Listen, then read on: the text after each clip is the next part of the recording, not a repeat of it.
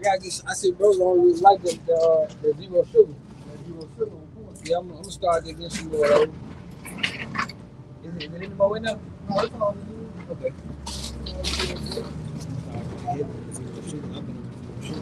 Yeah. You know.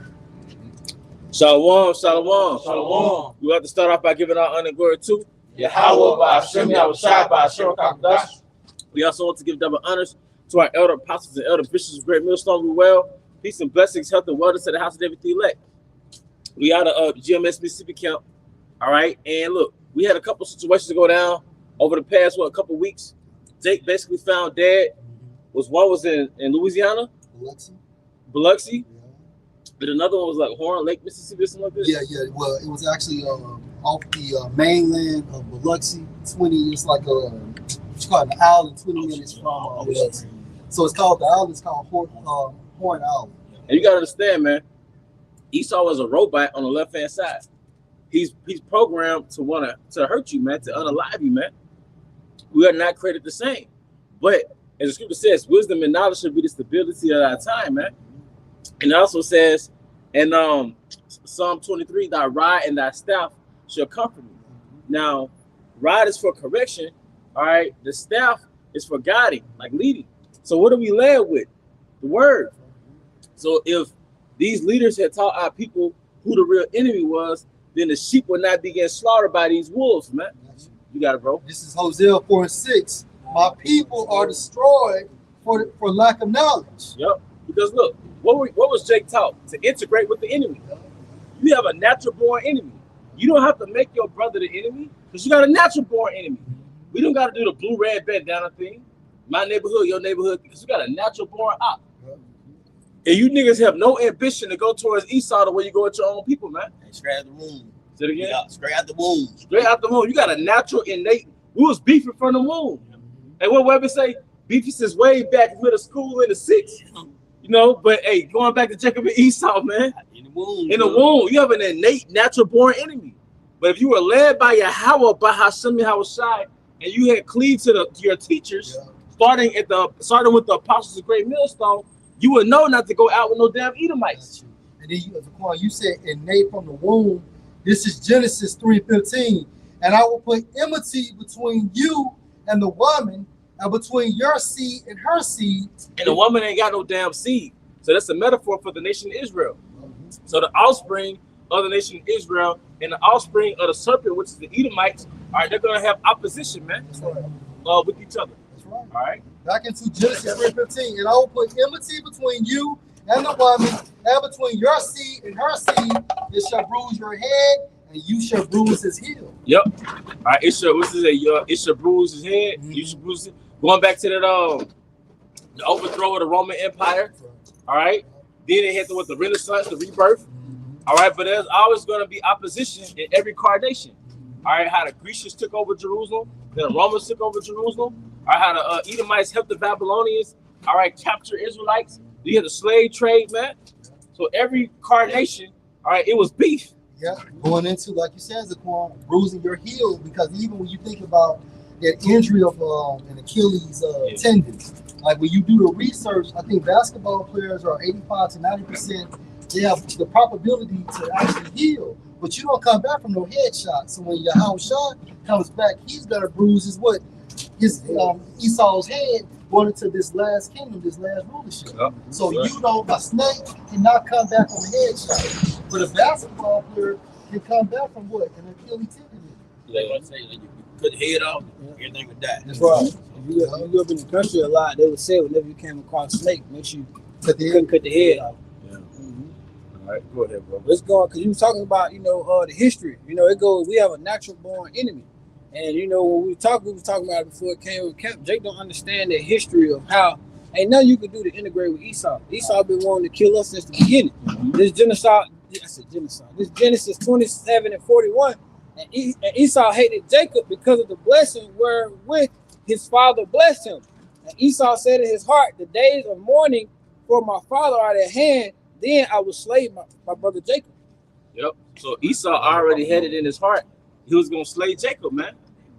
All right. And it ultimately represented the nation of Edom going after the nation of Jacob, man. That's why we're in this low place. This is the working of the small heads, man, which are the elite of the nation of Israel, the nation of Edom. All right, but you niggas are misguided. The 12 tribes are misguided. That's why you always fall into the snare of Esau. You walk right into the jaws of a lion because you were taught to be at peace with the lion, integrate with the lion. These are apex predators. All right, hey, hey, before we get those scriptures, get Genesis 25. It said Esau be a cunning hunter. You got a hunter who hates you, and you were misled to think that you're supposed to be at peace with this hunter who hates you. This man got an accurate aim. You know, come on now. And even in the animal kingdom, you don't see zebras hanging around with giraffes. They don't. Lions hanging around with tigers. Yep. You know, so you stick to your tribe. You get to straight to the point. This is Genesis 25 and 27. And the boys grew. Esau was a cunning hunter, a man of the field, and Jacob was a plain man dwelling in tents. Esau was a cunning hunter. So, but going back to the prior scripture that was just brought out, Esau said, "I'm gonna make it my business to unalive Jacob." But and he's a cunning hunter, and he's a systemic cunning hunter now. And the definition, like we can use this as a cunning hunter. You know, you make it seem like you cool with Jay. You invite him on an outing, then you set him up to kill him. Yep, you de-arm him. Then you de-arm him so you can get him what they call it. So he'll be relaxed. He's not on high alert. And then you smoke. And that's the nature of an Edomite too. Yeah. Edomite is always making the effort to get you to laugh, get you to smile. Right. Those are the ones you gotta look out for. Because when you hunt, what are you doing with an animal? You're studying his behaviors. You're studying his characteristics. Yep. And most of the time, when you get that killed, that's when the animal is at its lax. Yep. If you have a deer hunt, they're usually eating, or she's the doe. You're not supposed to kill bucks, but the doe, she usually chilling. You're not catching them while they high alert. You wear them down. When they relax, then you kill them. But going back to how Esau dealt with Jacob, because Esau be like you said, he'll be cool with you. Esau try to joke with you, laugh and play. He might try to shoot a little pool or something, buy you a drink. But it's just one thing I know from experience, and I say this from experience. Esau is their way for the perfect time. Yep. All that shit is really just it cool, fine, and dandy. But as soon as that Esau, he gonna show his color. What the scripture say? Like if you, it's like as if you wipe the looking glass and find out his brush is not all wiped away. Yeah, I'm holding that. I want to add to your point. When they're out hunting, what they do? What they use lure. Yeah. They lure them in, but what? Using the scent. That scent, they arouse them. Yep. So what? They'll capture Jake arousement by what? Entertainment, food, any kind of their lust, and what? They use that to lure them into these cities. Yeah. They use that to lure them into these cities, and what? We should call it hunting the barrel. Yep. Fish in the barrel, something. Frog in the pot. Fish in the barrel. Yeah, shooting fish in the barrel. Yeah. Because it's a concentrated number of you in a small vicinity. So it's easy to hit you. The traps are in the cities. In the cities. The first Purge with the guy that just played in that movie that showed Nemesis when they weren't killing. When Esau sent the mercenary, where did he go? He went directly to the Section 8 apartments in the hood. Yep. He went straight there, and that's what they were doing all on the line. All those experiments, all those testings, all those vaccinations on your kids, all those studies and come on, man. Are you an experiment, man? All right. Oh, you go ahead. Never trust our enemies. Is Ecclesiasticus chapter 12, starting at verse 10. Never trust thine enemy, for like as iron rusted, so his wickedness. Though he humble himself, You never trust your enemy, man. You never trust your enemy. But again, our people are destroyed for lack of knowledge. So our people don't know who their enemies are. Like you think your enemy is a blood, a so-called Mexican gang member? No, it's the Edomite so-called white people whose father's lineage goes back to Esau. Right? Read that other part there. okay. Verse 10 or 11. Verse 10, never trust thine enemy. You never trust your enemy. Go ahead. For like as iron rusted, so is his wickedness. Meaning what? So eventually, all you gotta do is wait and watch. As soon as you do that, what's gonna happen? That wickedness, meaning his spirit, is gonna surface. You're gonna see what he's truly about. And just like Zaquan said, what they do is they'll treat you good for a long period of time to de-arm you, to get you relaxed, so you won't be on high alert. And then next thing you know, bang, he done hit you. Now you dead because of some blunt force trauma to the head. And what, like, and you brought up this point too, Priest. They key thing is isolation, man. Yeah. You know, they wait till the right moment. A lot of times the right moment is when you are outnumbered. Mm-hmm. So all those years y'all put around each other, the months, and y'all kids was hanging with each other and stuff like that. Now they got to the moment where you were isolated, man. Jake weakness is when he's outside his element. Like those truck drivers that be in the sundown town, you outside your element. But like Priest was talking about, like our parents told us about it. Yeah. Back in the day, I remember one time I got my BB gun for Christmas. So I'm out there in the woods. My dad heard me yell. That was my first time seeing a flying squirrel just come from the tree, and it was gliding towards me and shit. But so when I yelled, like, what's going on? I told him I was out there in the woods hunting with 2 Edomites. He said, "God damn it, get your ass in the house." Shit. He said, "God damn it, get your ass in the house." Because he said, what they'll do something to you, and we want to know where to start looking for your ass at. But I knew back then that those were my enemies. Hey, those are motherfucking enemies, man. But Jake's simple. Just on the coming aboard different Jakes, like even Eve, they was just saying, they always say they tell their parents and grandparents to like be careful of these particular group of people, man. The Edomites, man. Like I said, Jake's nation, they know this is the wicked according to the Bible. Whether they know it indirectly or directly, but they know it's something very iffy about these particular group of people, man. You can feel it around here. Yep. You can feel it. You be around a bunch of so-called white boys, like in high school days, Yeah, you can you feel just feel the spirit like, hey, this is not my group of people. Yep. certain gas stations, you can feel it. Yeah. Like Denver, Mississippi. Yeah. You Oh, can't yeah. stop in that motherfucker. No. Stop Edinburgh. Shit, stop there. You want to. Hey, follow your spirit too, Jake. Yeah. Follow your spirit, man. Follow your spirit. Your spirit gonna speak before anything else does. If you feel outside your comfort zone, they call it white space. When you moving in white space, you that only Jake amongst a bunch of Edomites, like at work. Yeah. You in white space. Hey, I follow your spirit, man. It's going one more. Cairo, Illinois. One officer, like in the 90s, may have been in the 80s, said he stopped to get some gas on his way from Mississippi to Chicago, Illinois. Said he stopped to get some gas. They wouldn't even serve him. Yep. Because he was Jake.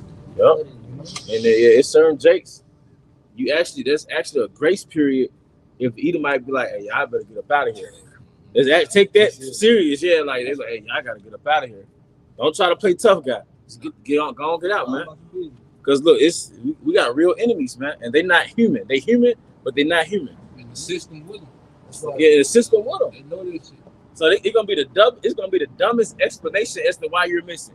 It won't logically make sense, but they're gonna get away. Mm-hmm. All right, go ahead, bro. This is the book. Okay. This is the book of Sirach or Ecclesiastes chapter 7, verse 7. Offend not against the multitude of a city, and then thou shalt not cast thyself among.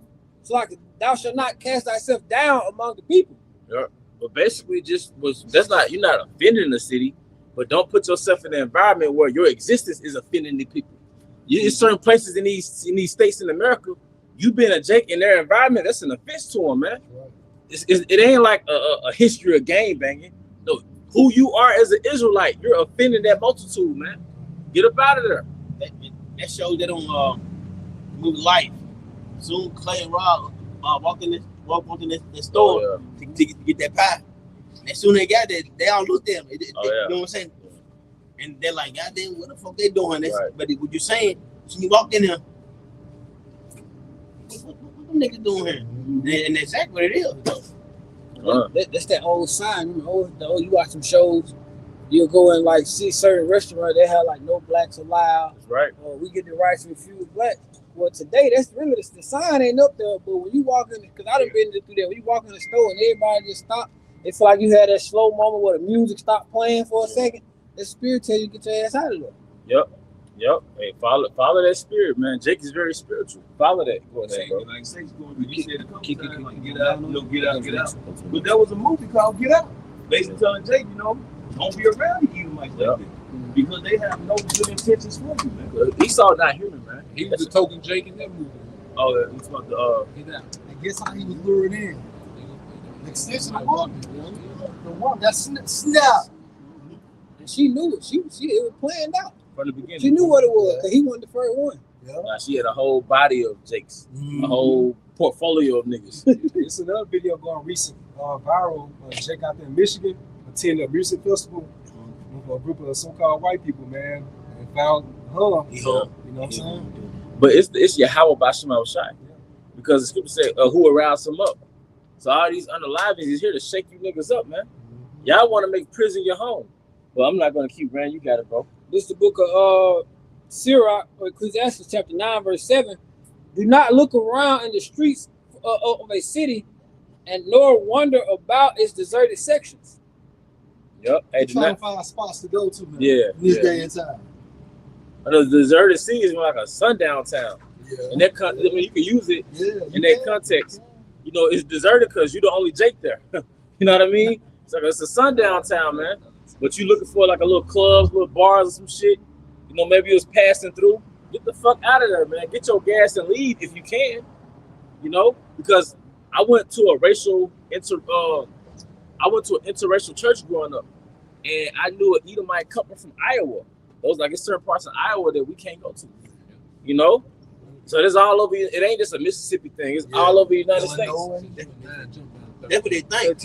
They really think it's all about the South. Nah, No, it's some damn devils there too. the devil's everywhere. Progressive, Yeah. they racist. That's it.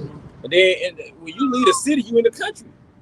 So even if you are up north, even if you leave the city, you're in the country. Yeah, that's right. If you're in a rural area in another state, out of state, you're in the country. Go outside Chicago, Yeah. like you say, bro. Illinois is strictly country. You still in the country, and they got the same Cornfields and shit. cornfield, and they got the same racist mentality, the same hatred, man. So that's every fucking word, man. I think we talked about this last time. The inner city is usually liberal, Democrat, but then the rural areas is always conservative, Republican and shit. Same shit, man. Esau was a cunning hunter. What say, dwelling in the field? The rural area, that's more like the field. That's the element, man. All right. This is jumping down to verse 13, Ecclesiastes, Sirach 9:13. Keep thee far from the man that had the power to kill. So don't put yourself in an environment where you can get unalive and nothing to happen. It's no witnesses, you know, but you're gonna learn the nature of your enemy. Right. Jake's so caught up in black culture, they think another nigga is their enemy. Right. So they can't fathom how somebody hates you for no reason. You can't fathom this man hate. You have a natural born enemy. You a Kendrick fan, so you mad at Drake. You a Kendrick fan, so you mad at Drake, but you can't think outside of that. You can't think outside of that, man. You know. Go ahead. It says, so shalt thou not doubt the fear of death. Hey, read that part one more time, man. Keep thee, this is back at the top of 13, keep thee far from the man that had the power to kill. And where did he get that power to kill from? Genesis 4:15.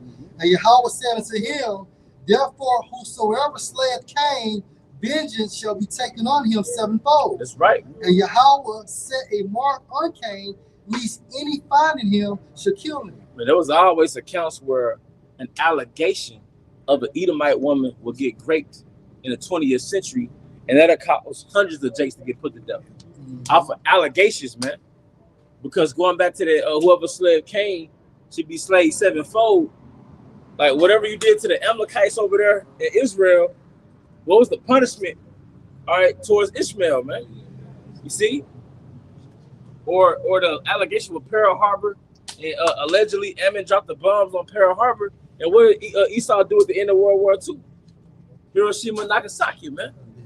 Let's get slayed sevenfold. So, like I said, you can't.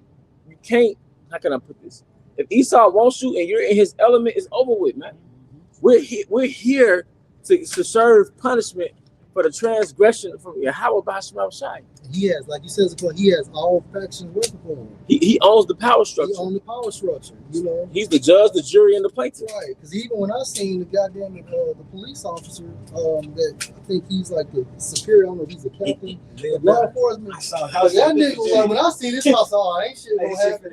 He was like, yeah, no foul play. And then there was a Jake found lynched on a college campus in Mississippi, like last year. Ole Miss. Was it on? What was it at? Delta State. Delta State. Not a mother, because you go to Delta State? Yeah. No, it's come out. Delta State. But guess what? They said that he hung himself. Mom said was no signs of depressed mood, no depression or nothing. So they made an example. If he was gonna kill himself, why didn't he do it in an isolated, you know what I'm saying, situation, like in his room or somewhere just isolated? Why would you hang yourself out there in the middle of Delta. I mean, of the campus of Delta State. And That don't make that sense. makes good sense. That breakdown, man. Let me go to the woods and hang myself. I can just hang myself right here, in my bedroom. That mean might grab that nigga up and they hung his ass, man. I think you just hold on for. When you go up to that area, like in the Delta parts of the Mississippi, even where I'm from, like they still, to this day, you still got, they call it a white folk and black folk neighborhood. So, it's a right. bridge. It's a bridge that separates that. And once you go over there, you know, Jake start tightening up and everything. But even to this day, it's still that division. That's right. That's right. I got this real quick. This Sirach 5:15. It says, "Be not ignorant of anything in a great matter or a small." I brought that out because Jake don't understand that white national spirit has riled back up. Yep. You know, these Edomites are tired of apologizing for how they got America, for how they came into power. They on their white supremacy shit. Like, their spirit is back in the earth. And see, Jake not on that. See, Jake is not in the loop of what's really going on, so he don't know that these Edomites are more emboldened than they ever been in these times. Then they got Jake fatigue. Yep. You know, they getting tired of being blamed for being the conquerors of America and how they got America. And So-called usual suspect videos not making it any better. that's right. You know what I'm And then they're losing on the economic level. So they getting their rocks off of these unalivings. You know, you got to understand the nature of your enemy and know thy enemy, know thyself. So Jake got the illusion of inclusion. Yep. He just fit in, won't be that token boy, that token guy. Because Jake is in a sucker place. His mind is stuck in social media land. Was it more to that? Oh, you got it, please. And I can say real quick, it said, "Be not ignorant, man." And ignorant going into lack of wisdom and knowledge, and that's why the Lord said people gonna be destroyed because of the lack of wisdom, man. Now, how you gonna have a all-out argument with some Edomites, then you decide to go, you know what I'm saying, out on the water with them and hanging out like it's all good? You know, you can't get an argument with Jake and go to his hood with him, man. So, you know, these people are ignorant, bro. All right, this is the book of Psalms, chapter 140, starting at verse 1 in the NLT. "O Lord, rescue me from evil people." Who are those evil people? Edomites. Man, those are Most High given demons, man. Those are Most High made robots. They're programmed to hate you and destroy, man. You rap about your hood. You grew up in the hood because of Edomites. You grew up in the hood because of systemic hatred. Right. Your daddy brother was on crack because of systemic hatred. Yeah. You know what I'm saying? Like your mama was y'all grew up in the projects because of systemic hatred, man. Your great granddaddy couldn't get a house because of redlining, because of systemic hatred. We got natural born enemies, man. Come on, man. All right, go ahead. And we still struggling this day. To this day. But instead of the womb now inside of Rebecca, now the womb is inside her. Come on, man. The storyline in Jake music is because your Edomites wrote the storyline. Yeah. Edomites made Esau gave you the curriculum. I'm a F your wife. Mm-hmm. I'm gonna kill you niggas. So the average Jake, he's a demon to his own people. And nothing else exists outside of the nigga world. So you have no concept of how you have an actual enemy. All right. He wrote, you know, something crazy about that too. Like even when Esau Edom, and because the tribe, they're like in self-destruct mode. Mm-hmm. And Esau Edom, he projects that. Even with hard metal, rock and roll is demonic, but they even come together in worshiping Satan. Yeah. Esau Edom is on one accord all the way through. Right. Yeah, because Jake come to a Boosie concert, niggas get killed. Yeah. You know? Yeah. Go ahead, bro. It's like I watched a documentary on that, and I think we talked about it before. They were actually a metal group. They were like asking them how they make their music. Basically, they would do these rituals, and basically they would get their lyrics and stuff from the demons, and they'll go out and record the song and send the track to a witch, and she'll put all these spells on it. So when you print it out, you basically inviting demons into your house. But what the issue was, Jake wasn't listening to that back then, so they had to come out with music to do the same thing, and that's when they came out with NWA, Tupac. So when you listen to all this drill rap, you're doing what they initially was designing for to do, which is invite all these demons right in your house among you. That's right. That's it. It's spiritual. And they do the video games and the movies the same way. Mm-hmm. Right. Grand Theft Auto and shit. John Tide. John Todd. Okay, come. Yeah. Back in Psalms 140, verse 1, in the NLT, oh Lord, Yahweh Bashim Yahushua, rescue me from evil people, protect me from those who are violent. Who are those that are Esau? Esau, man. Esau was that violent man. Look at his track record in history. Kill somebody. How can you murder somebody on a boating outing? But those are just Edomites working as individuals in a group. Mm-hmm. This man systemically is violent. Yeah. He's been violent to all of the heathen. Yeah. He's been violent to the whole earth. How are you violent to the air? You violent to the air that we breathe. You're violent to the water that we drink out of, man. All right? You're violent to the food. You're violent to the animals. You're violent to life. And then these are just your little kids. These are your badass kids in their element. You know how badass kids set a dog on fire? That's your badass kids hanging the Jake, man. And a good son. Yeah. Come on, man. Yeah, I know that movie, man. If you want to see how wicked Esau is, watch The Good Son with Macaulay Culkin. And it's in your nature, man. See, everybody going to female nature and shit like that. But you don't go into Idumean nature, man. This man has a nature. All right? You got it. Verse 2, those who plot evil in their hearts and stir up trouble all day long. And that plot is manifested through those decrees, man. All right? Through the legislation, man. But then on an individual level, which is what makes the news, Jake found lynched. Because individual group Edomites, all right, they come together and hang a Jake. But after a while, Jake is your fault. Because you trust your enemy, man. And this thing called life, you learn not to internalize, but to compartmentalize. So you can't internalize why a snake bit you. You got to identify a snake when you see it. That's a snake. So you got to identify, this is my enemy, so why would I go out with him to put myself in this situation? Right. See, Jake think it can't happen to me. Right. It won't happen to me. They're different from everybody else. It's the same spirit as everybody. So is this to say this being bold in a plain way? Yeah. It's a quick Google search. I said, we all know, but just for edification, I said, who is the natural born enemy of Jacob? It said the natural born enemy of Jacob is his twin brother Esau. What up, twin? Their intense rivalry began before they were even born. Hey, somebody hold that just 25 how they wrestled in the womb. Go ahead. As two infants, they struggled with each other even inside of their mother's womb. Hundreds of years after Jacob and Esau had died, the Israelites and Edomites became even more bitter enemies. And if I could just add, and then ultimately it started in the spiritual realm, because it was prescribed from Yahweh through Yahushua on how it would play out on earth. And the first incident of that happening is what that hatred that the Most High ordained between the woman seed and the serpent seed. I got the last part, now I got a precept for it. It says the Edomites even often aided the other enemies of the Israelites in any attacks. What's that, Psalms 130? Remember, oh Lord, the children of Edom. Who said the day of Jerusalem? Who said raise it? Meaning erase them. Even to the foundation thereof. Man. Wait a minute. When we was coming out of Egypt and when they blocked the highway, you know. This is Luke chapter 1, verse 70 and 71. It says, just as he promised through all his holy prophets long ago, now we will be saved from our enemies, who is Esau, and from all other who hate us, going to the other heathen nations. Because the punishment is beyond the Esau, man. It's the punishment, man. You're not supposed to be born into this life trying to figure out how to get money. We touched down in America, what, 16, 19? So we supposed to be inherited something from our forefathers, man. You born broke. In most cases, you were born broke. You were born with health issues, all right? Because Esau injected you with all type of poisons, all right? We're going to get the scriptures. Will you hold us up, bro? I got precept. I'm going to let all these, but get precepts out first, man. Zechariah 5 and 11, I believe. All right.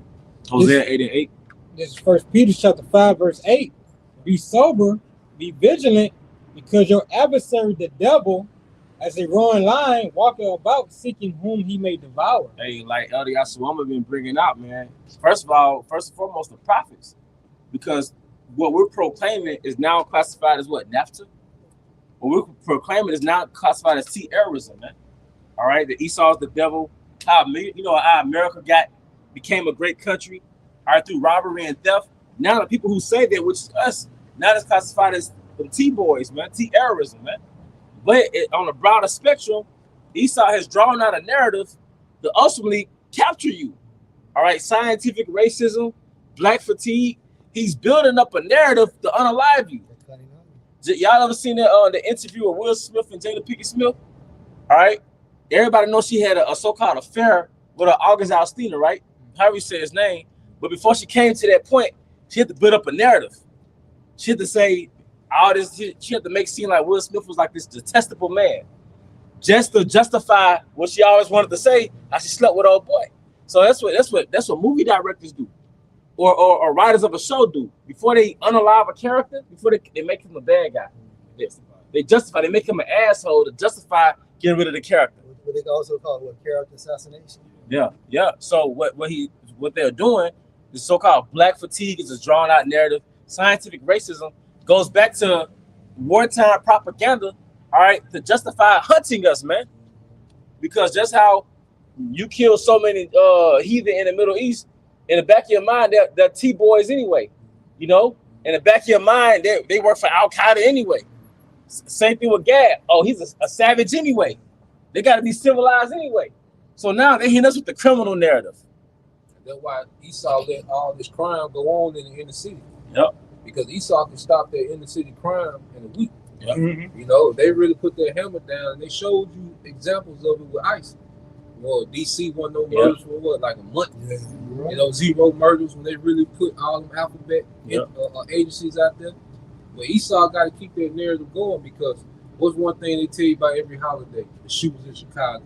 How many people died this weekend in Chicago? And then a lot of that be blackface, Yep. you know, CIA operatives. But Esau need that narrative that Jake is this unruly beast. Yep. So when he make his moves to go at all the tribes, he just getting rid of the problem. It's important to prove your point, because in Chicago, the murder rate goes up when holidays and on the weekends. Yep. That's when these Edomites were off. Yep. You know what I'm saying? And that goes back to George Bush, the father, his NWO speech about the law of the jungle. That society you're in right now, they consider that as the law of the jungle. So when they come, with their so-called New World Order, it's like the rule of law. Order out of chaos. Yep. But they're doing it through order out of chaos, you know.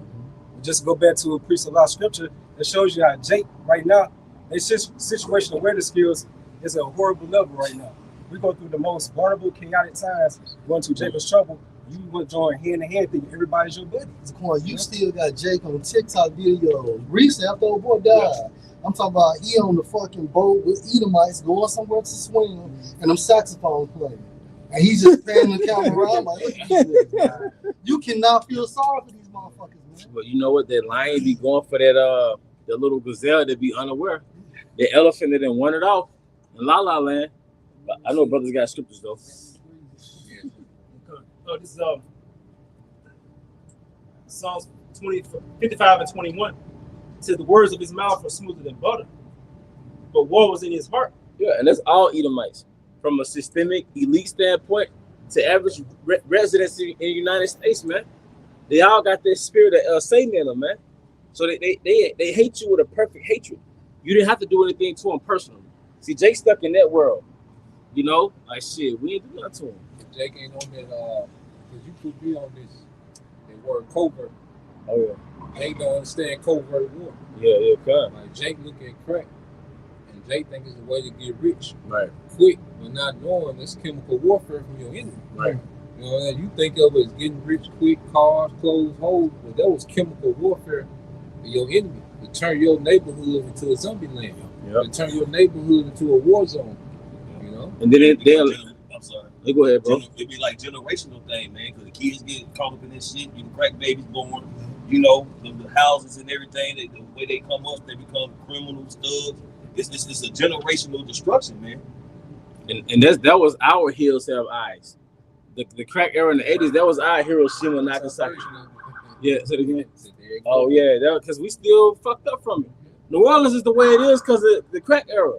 Memphis, Jackson, Atlanta, Chicago, a lot of that had to do with that crack era.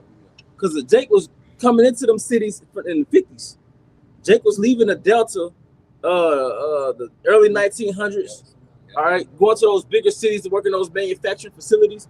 And a lot of Jakes was affluent 100 years ago. But what did Esau do? He attacked that middle class, man. He attacked that middle class, man.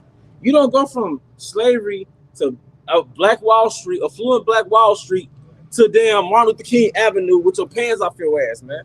There had to be external influences, man. Ultimately, it was Yahweh, by Hashem and Hawashai, but we know who's the Most High's instrument of war, man. Deliver me, arise, O Lord, disappoint him, cast him down, deliver my soul from the wicked, which is thy sword, man. All right, but go ahead, brother.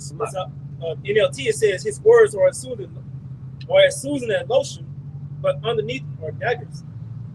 Yep. Those speeches, and like Esau, Jake don't know those presidential speeches.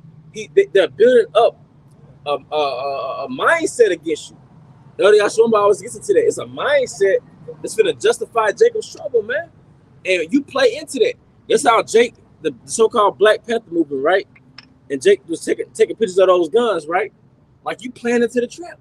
Because now there's propaganda saying this is the reason why we got to get rid of guns. These are our terrorists. See? Same thing with Jake, man. This black culture bullshit, they're using this against you to say, look, these are basically the modern day pagans, modern day savages. We have to do something. Look what they've done to the cities. Don't be surprised if Edom might start unaliving his own and blame it on Jake just to justify it. Some Edomite women come up dead, you know, the works of the CIA or whatever agency, but really they're gonna blame it on Jake to stir up that hatred towards you, man. All right. Yeah, I'm gonna say, it's like, you're just gonna justify for them anyway. Yeah. That the insurrection that's gonna come up. Yeah. Come on, man. I got the word real quick insurrection. They say about organized uprising aimed at resisting or overthrow it. Basically, Esau gonna come over. You know, he's trying to, like you say, he's trying to lead that trap just for the capture, man. You know, just so he can be in his mind or even sway the people that hey they justify coming along because hey the people that speak on the truth anyway or how they got this and how they got set up, you know, the Americans and everything that's going on, just calling them out. They justify themselves, hey, why they coming after them in the first place, you know. But yeah, that was all I had. I'm saying this too. It's the same situation you talking about. 9/11 bullshit. It's the same shit because they kept playing the same shit over and over and over. Yeah, and they put the shit in everybody's heads. Them the T people, they came up done it. Yeah. 11. Yeah. Oh, and then on that day and in that time frame, Ishmael gas station was getting shot up. You know what I'm saying? So he do that and just demonize them Arabs. They done it. Yep. They done it and get the whole world against them. That's how Esau do. Ishmael was getting unalive at that time, man. You know, that patriot spirit was real heavy. That's what Esau instituted that Patriot Act, man. You see? All right. Now, who had a precept? Yeah. All right, go ahead. The book of Ephesians, chapter 5, starting at verse 15. See, then that ye walk circumspectly, not as fools, but as wise, redeeming the time because the days are evil. Yep, redeeming the times, man. Knowing what time we're in, man. Knowing the mindset of your enemy. Esau doesn't feel like he has this country in his hands anymore. He doesn't feel like he's on top anymore. All right, economically, he's not set up for the future. All right, so his future is uncertain right now. He's upset with you. He has to get it out of his system with you, man. You know? He got to blame something. He's never at fault. He never does shit wrong, but he's always blaming any and everybody else for his terrible rulership when it comes to management of the earth. Who was that Antiochus who would, when they would lose the war on their way back, he would stop back by Israel. He would basically do a lot. That was Antiochus. Because he said he did it during the time of the He did. He took it out on Jake. So, right? That's a form of displacement. It's like your daddy get whoop you. You go outside and kick the dog. Yep. The dog has nothing to do with it. That's a school bully. That's right. His stepdaddy, you know, dominate him, beating his ass with her, and he taking that shit out on his peers, That's man. right. You know? That's what Esau do it on the job too. Yeah. His wife at home be beating the hell out of him, cussing him out, telling him he, say he got a little pecker and everything, and then he come to work and be the big guy. Right. You know. They get ran through at home, bro. Yep. Like you said, he gotta drop his nut somewhere. Yeah. Exactly. It's suppressed over here, so you gotta release it over here. Yeah. You know? And Trump just mentioned it with the ceasefire with Iran. We're saying like just because of that, the retaliatory strikes, that'd be justified for them to go ahead and kill over 70 million people and run. And destroy their electrical infrastructure, things of that sort, man. And we're heathen, but that's I'm sorry, they're heathen, but that's unjust. Right. That's unjust. That's why you call it the hammer of the earth, man. All right. You hear something? Yeah, I have one for you. Okay. Kind of loop back around. This is Luke chapter 1, starting at verse 70. As he spake by the mouth of his holy prophets, which have been since the world began, that we should be saved from our enemies and from the hand of all that hate us. With the hand. We're in the hand of Esau. We're in the hand of Esau. So, and like the other a brother brought out, man, this shoe fish in a barrel, man. In the sense that we're in a concentrated place in these cities, and Esau has all the control, man. To experiment on us, give us poison food, man. Chemtrails flying over the projects, over the hoods, man, over the country. Wherever Jake resides, man, the water polluted, lead in the houses. All right, we're in the hand of our enemy. And that goes back to Isaiah, I believe it's 47. I was wroth with my people. I polluted my inheritance. I had given them into thine hand. Esau, the Most High gave us the Esau. We owe some support. But no, after B, I'll come right up. Okay. Y'all read a little more on it. It says to perform the mercy promised to our fathers and to remember his holy covenant, the oath which he sware to our father Abraham, that he would grant unto us that we, being delivered out of the hand of our enemies, might serve him without fear. Man, Jake don't know why his testosterone low. Right. Jake don't know why he's in his 20s taking sexual supplements, man. Right, I just saw a video, a woman breaking down how men don't have Adam's apples anymore. A lot of men don't have Adam's apples anymore. Hey, I was just thinking that. I haven't seen a man in a long time with one. Well, just one poking out the neck, man.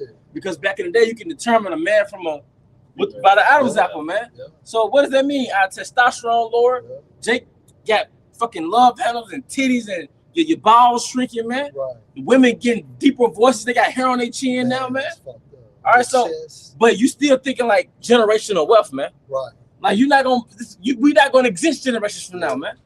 Because he hit us with the slow squeeze economically and with the food and the air and the water, but now he's gonna just come directly after Jake, man. Right. All right. Heard the horn. All right. Oh, was it? That was it. Hey, Psalm 17 and 13. Arise, O Yahweh, disappoint him, cast him down, deliver my spirit from the wicked, which is your sword. It's the Most High source of all that hell we caught in America, in the Americas. All right, with the conquistadors. All right, with Esau, the British, the French. That was the Most High sword, man.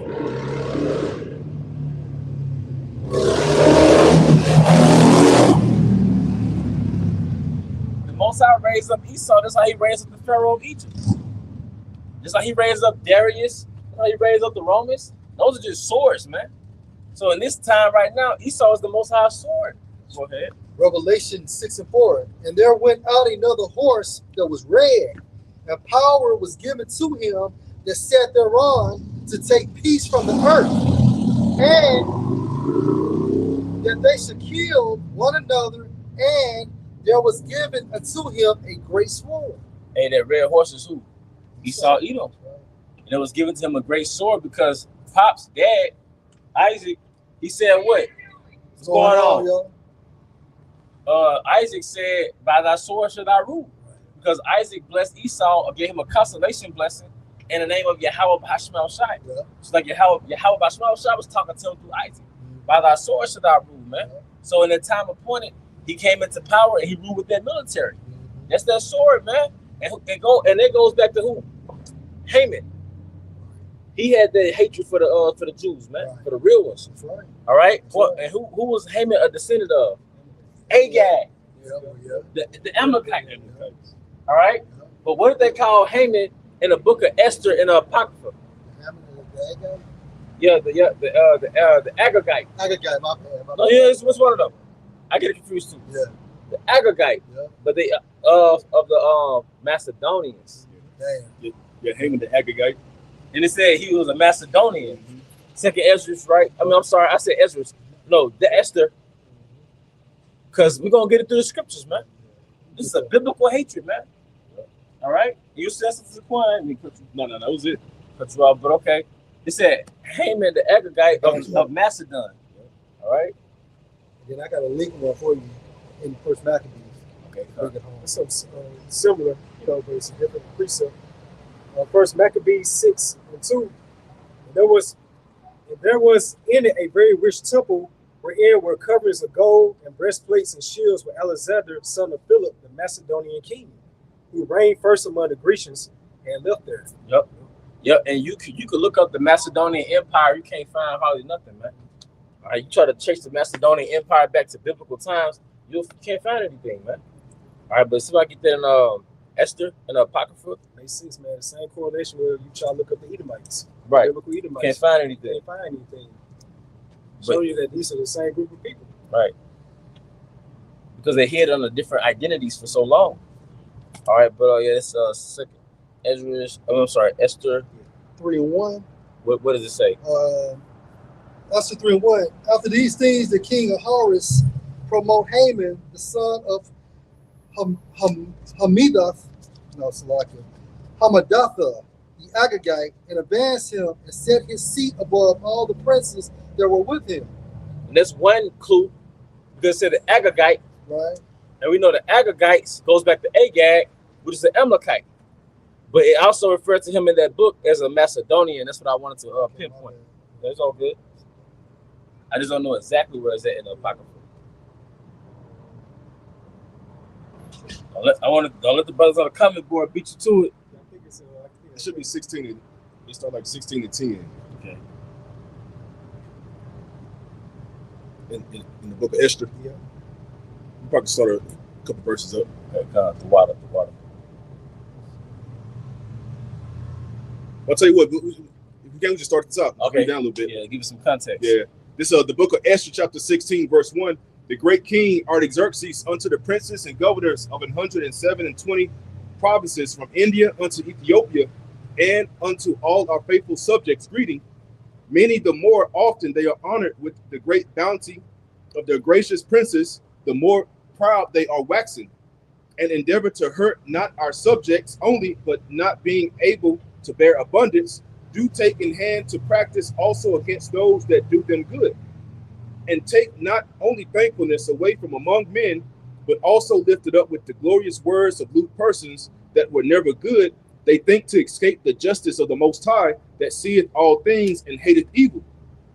Oftentimes also fair speech of those that are put in trust to manage their friends' affairs have caused many that are in authority to be partakers of innocent blood, and have enwrapped them in remediless calamities, beguiling with the falsehood and deceit of their lewd disposition and innocency and goodness of princes. We jump down to verse 9. Both by changing our purposes and always judging things that are evident with more equal proceeding. For Ammon, a Macedonian, Haman, the Macedonian. I think in the Apocrypha they call him Ammon, but in the biblical he's Haman with the H. With the H, the water. It said the Macedonian. You can bring it home with your scripture in Maccabees. You want? Hold on, let me get that, bro. This is First Maccabees.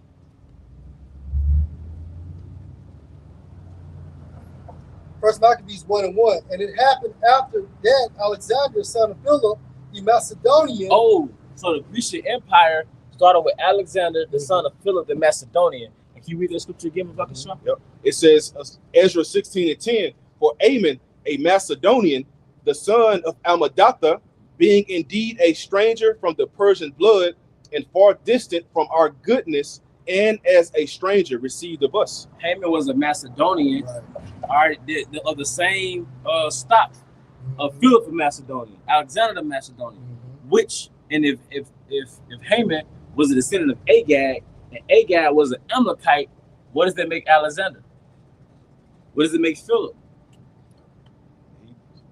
Amalekites or Edomites, all right, point blank period. All right, they're all of the Macedonian stock. Right. So they're all, at least we can say they're Edomites. All right, and that's the proof. So now we have a people that's known in a modern world that everybody is aware of, Alexander, Philip of Macedonia, and it gives their stock of Macedonia, and we can trace through the scriptures how the Grecian line goes back to them their Amalekites. Right. This biblical. All right, so the identity that you are making an effort to hide for thousands of years is exposed. For hundreds of years, it's been exposed. you go. All right. There you go. So this is back in First Maccabees 1:1.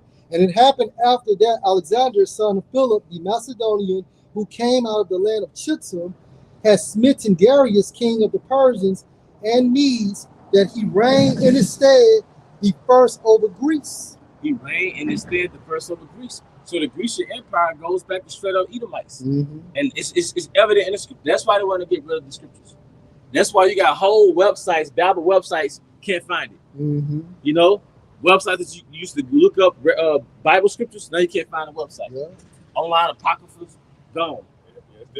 It's It's because your identity has been exposed, man. I got some information on Chittim. Originally, Chittim referred to the inhabitants of Cyprus because Cyprus had strong Greek influence and was settled by Greek-speaking peoples. The name later broadened to include Greek peoples and territories in the Eastern Mediterranean.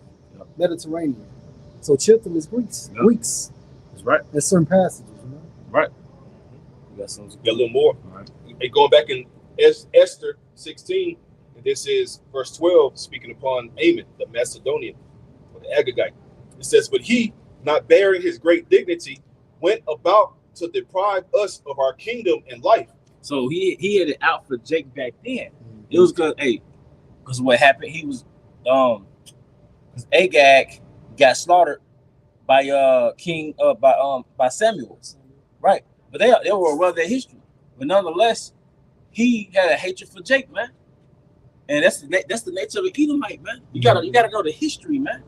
And to understand the present, you gotta understand the history. Yep. All right. That perpetual hatred against his brother Jacob. Perpetual hatred, man. So Jacob doesn't think in terms of nation. The elites, they still think in terms of nation. We gotta wipe them out as a nation. Yep. Jake don't think like that. Yeah, they keep bloodline and the acknowledgement of bloodline sacred. Right. It's a high value unto them. Right. That's why they even resorted unto being an incestuous bloodline, because it means that much to them. Keeping it in the family. Mm-hmm. Yep. It says in verse 13, having by manifold and cunning deceits sought of us the destruction, as well of Mardochaeus, who saved our life and continually procured our good, as also of blameless Esther, partaker of our kingdom, with their whole nation. Yeah, blameless Esther, man. But the point was that we took a biblical so-called character and traced his existence back to actual nation of people today. That's his point. All right. And just to tie it home again, this is 1 Samuel 15 and verse 7. And Saul smote the Amalekites from Havilah until you come to Shur. This is over against Egypt. And he took Agag, the king of the Amalekites, alive and utterly destroyed all the people with the edge of the sword. So he murked all the Agagites. Mm-hmm. He spared King Agag. Mm-hmm. That's why the prophet Samuel got on to King Saul at the time frame. So he's going to lose his rank as being king of the nation of Israel. Because the Most High told him to smoke everything, Even including like the stock, the livestock, mm-hmm. you know, the different portions of the Agagites, you know. In that movie One Night with the King, about the movie about Esther, they showed Haman basically I guess you could say reminiscing on what they did to his dad. They went back to what they did to his great granddad. Mm-hmm. You know. Hey, verse 8, and he took Agag, the king of the Amalekites, alive and utterly destroyed all the people with the edge of the sword. But Saul and the people spared Agag and the best of the sheep and of the oxen and of the fatlings and the lambs and all that was good, and would not utterly destroy them, but everything that was vile and refused, that they destroyed utterly. Then came the word of Yahweh unto Samuel, saying, it repent me that I have set up Saul to be king, for he is turned back from following me, and has not performed my commandments. And it grieved Samuel, and he cried unto Yahweh all night. And when Samuel rose early to meet Saul in the morning, it was told Samuel, saying, Saul came to Carmel, and behold, he set him up a place, and is gone about, and passed on, and gone down to Gilgal. And Samuel came to Saul, and Saul said unto him, blessed be you of Yahweh, I have performed the commandment of Yahweh. And Samuel said, what mean then this bleating of the sheep? in my ears, and lowing of the oxen which I hear. And Saul said, they have brought them from the Amalekites, for the people spared the best of the sheep and of the oxen to sacrifice unto Yahweh your power, and the rest we have utterly destroyed. Then Samuel said unto Saul, stay, and I will tell you what Yahweh has said to me this night. And he said unto him, say on. And Samuel said, when you was little in your own sight, was you not made the head of the tribes of Israel? And Yahweh anointed you king of Israel.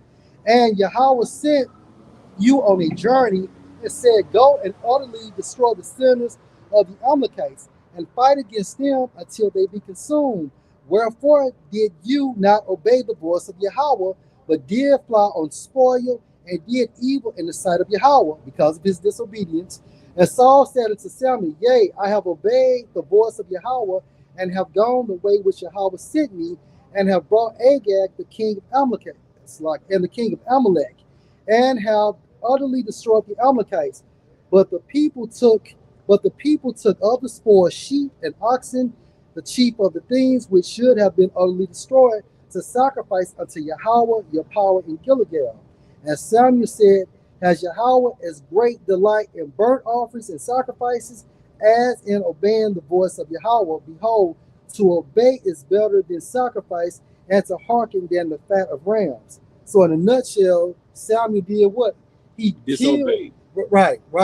But he killed Agag because that was the commandment of Yahweh. Now we know that their lineage was preserved for modern times right now, because ultimately Yahweh Shai is going to destroy Esau Edom. Yeah, because the Most High is a grand chess player. Right. You know? But the lineage goes back, Haman's lineage goes back to who? King Agag. Which is an Amalekite. Right. So and that also shows that they eventually formed the Macedonian Empire. Right. Because Philip came out of that Macedonian Empire. Right. Alexander came out of the Macedonian Empire. Haman, it said he was a Macedonian. You know? And I was told that, I don't know how true it is, but like it was a woman who had a snake. And she treated her snake like it was a pet dog, right? And she allowed her python like to sleep next to her every day. Yeah.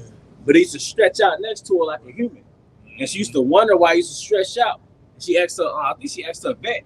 And she was like, it's stretching out because it's sizing you up to determine when is the appropriate time to eat you.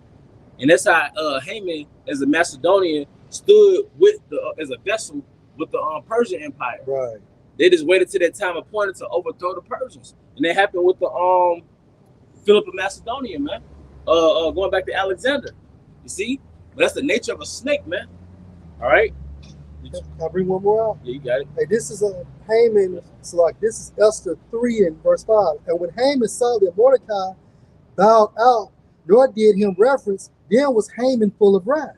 And he thought scorn to lay hands on Mordecai alone, for they had shown him the people of Mordecai. Wherefore Haman sought to destroy all the Jews that were throughout the whole kingdom of Ahasuerus, even the people of Mordecai. So hey, and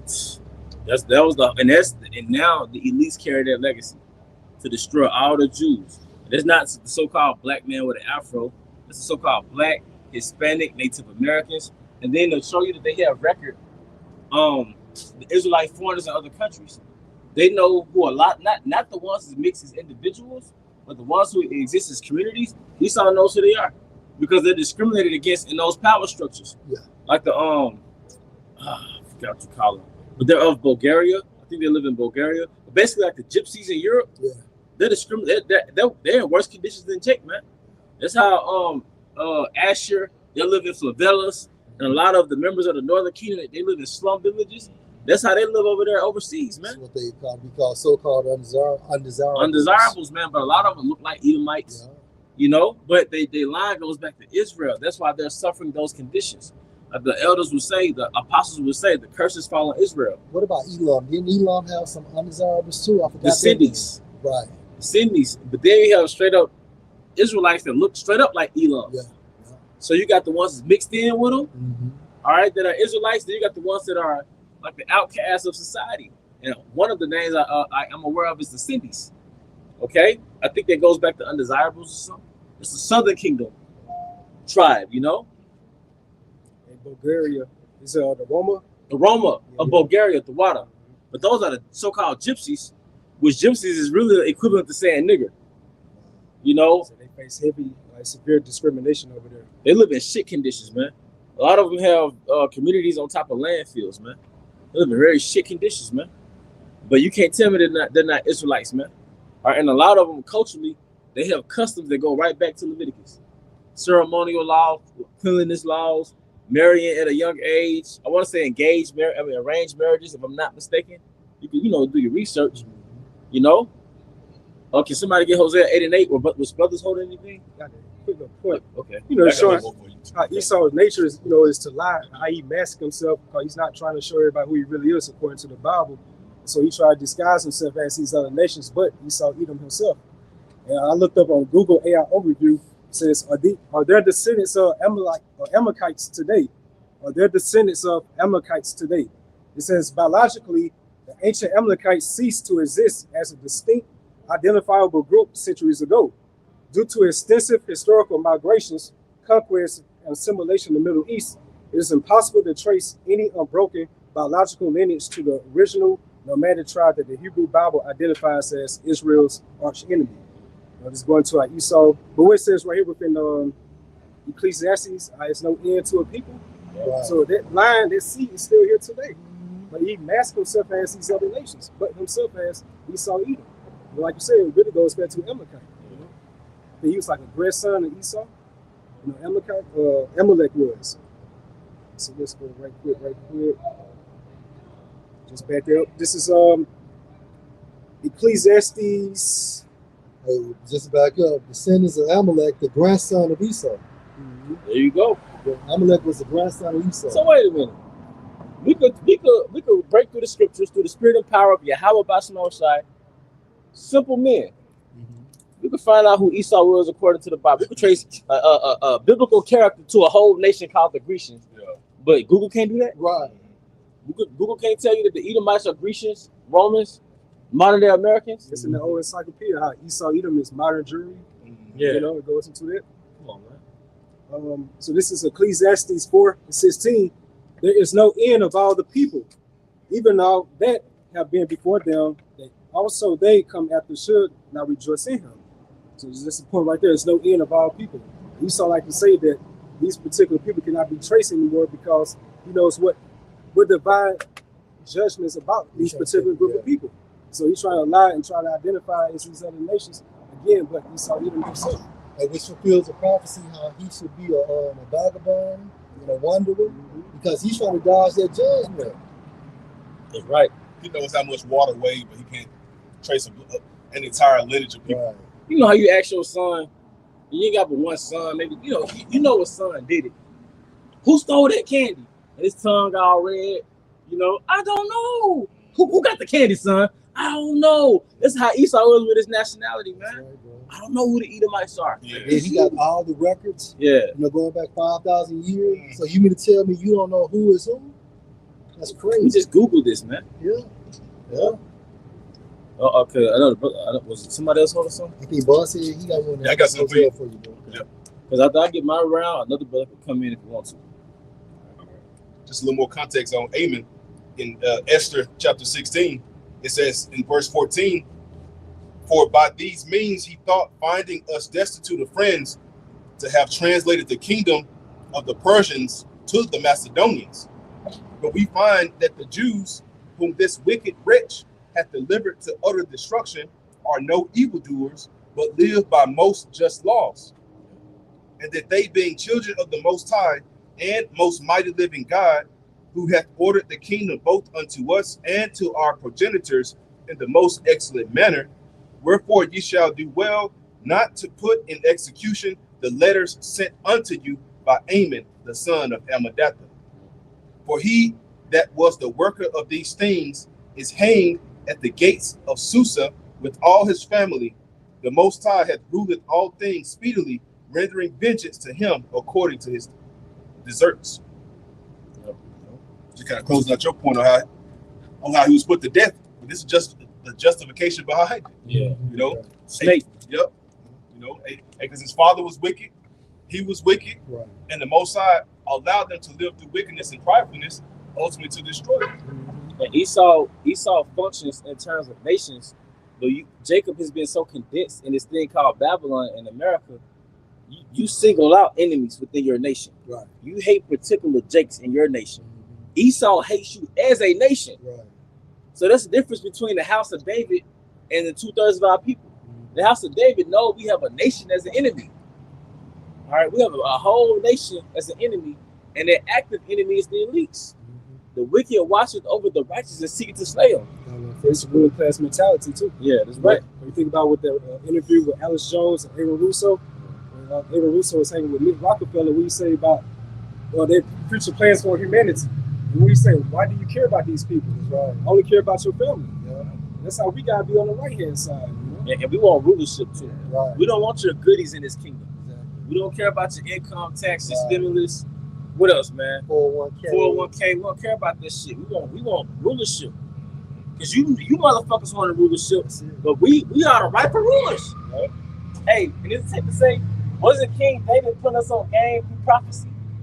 You know, the wicked watcheth over the righteous and seeketh the slay. He was showing us the nature of this damn devil. Yeah. Because King David had the spirit of prophecy, man. ASAP too. Yeah. They had the Rakakudash. They had the Rakaku. Didn't you say that the whole army had the Rakakudash? Right. They had the whole, as far as martial arts and all that.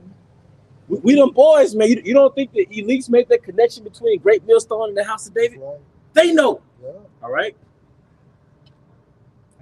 Go ahead. Yeah, just going into what I stated earlier, how Esau is trying to run from his true biblical identity. And this from the Zonovan Compact Bible Dictionary for Edom. It says Edom figures prominently in the prophetic scriptures as the scene of great future judgments. See notably Isaiah 34 verse 5 and 6, also Isaiah 63 verse 1. She is the only neighbor of the Israelites who was not given any promise of mercy from the Most High. So AKA, ain't nothing Esau could do. Yeah. That's why he's trying to disrupt prophecies. That's why he's continuing to lay a stumbling block before his neighbor, which is Jake. Yeah. You know, that's why he's trying to suppress the word. Yeah. You know, and because once upon a time, every YouTube channel that we uploaded, we put one video in there. Esau deleted. Yeah. You know, we had 1, 2, 3, 4 backup pages. He flagged all your channels for just speaking the words. You know. And the question is why? You know, because he's trying to suppress the truth. Because he knows that he is that biblical Edomite. Right. Which makes more sense why he's trying to come down with great wrath, because he knows he has but a short time. Yeah. He's getting found out. The wicked's being more revealed within these latter times. Yeah. So by Esau not gonna play fair, he's a carnal being. He's the controller in his hand to use their sword. It's not gonna be within the best interest of you Israelites, and really humanity as well. No. And then he's not gonna take up. You got it, bro. No, so he's not gonna take account for even his own people, man. It's all about the upper echelon of Esau. That's the sociopathic nature he has. Yeah. You got it, priest. Yeah, this is Hosea 8 and 8. Israel is swallowed up. Now shall they be among the Gentiles as a vessel wherein is no pleasure. Going back to what we spoke about earlier, redlining. It's hard to get a decent loan, to get a mortgage. You had Wells Fargo.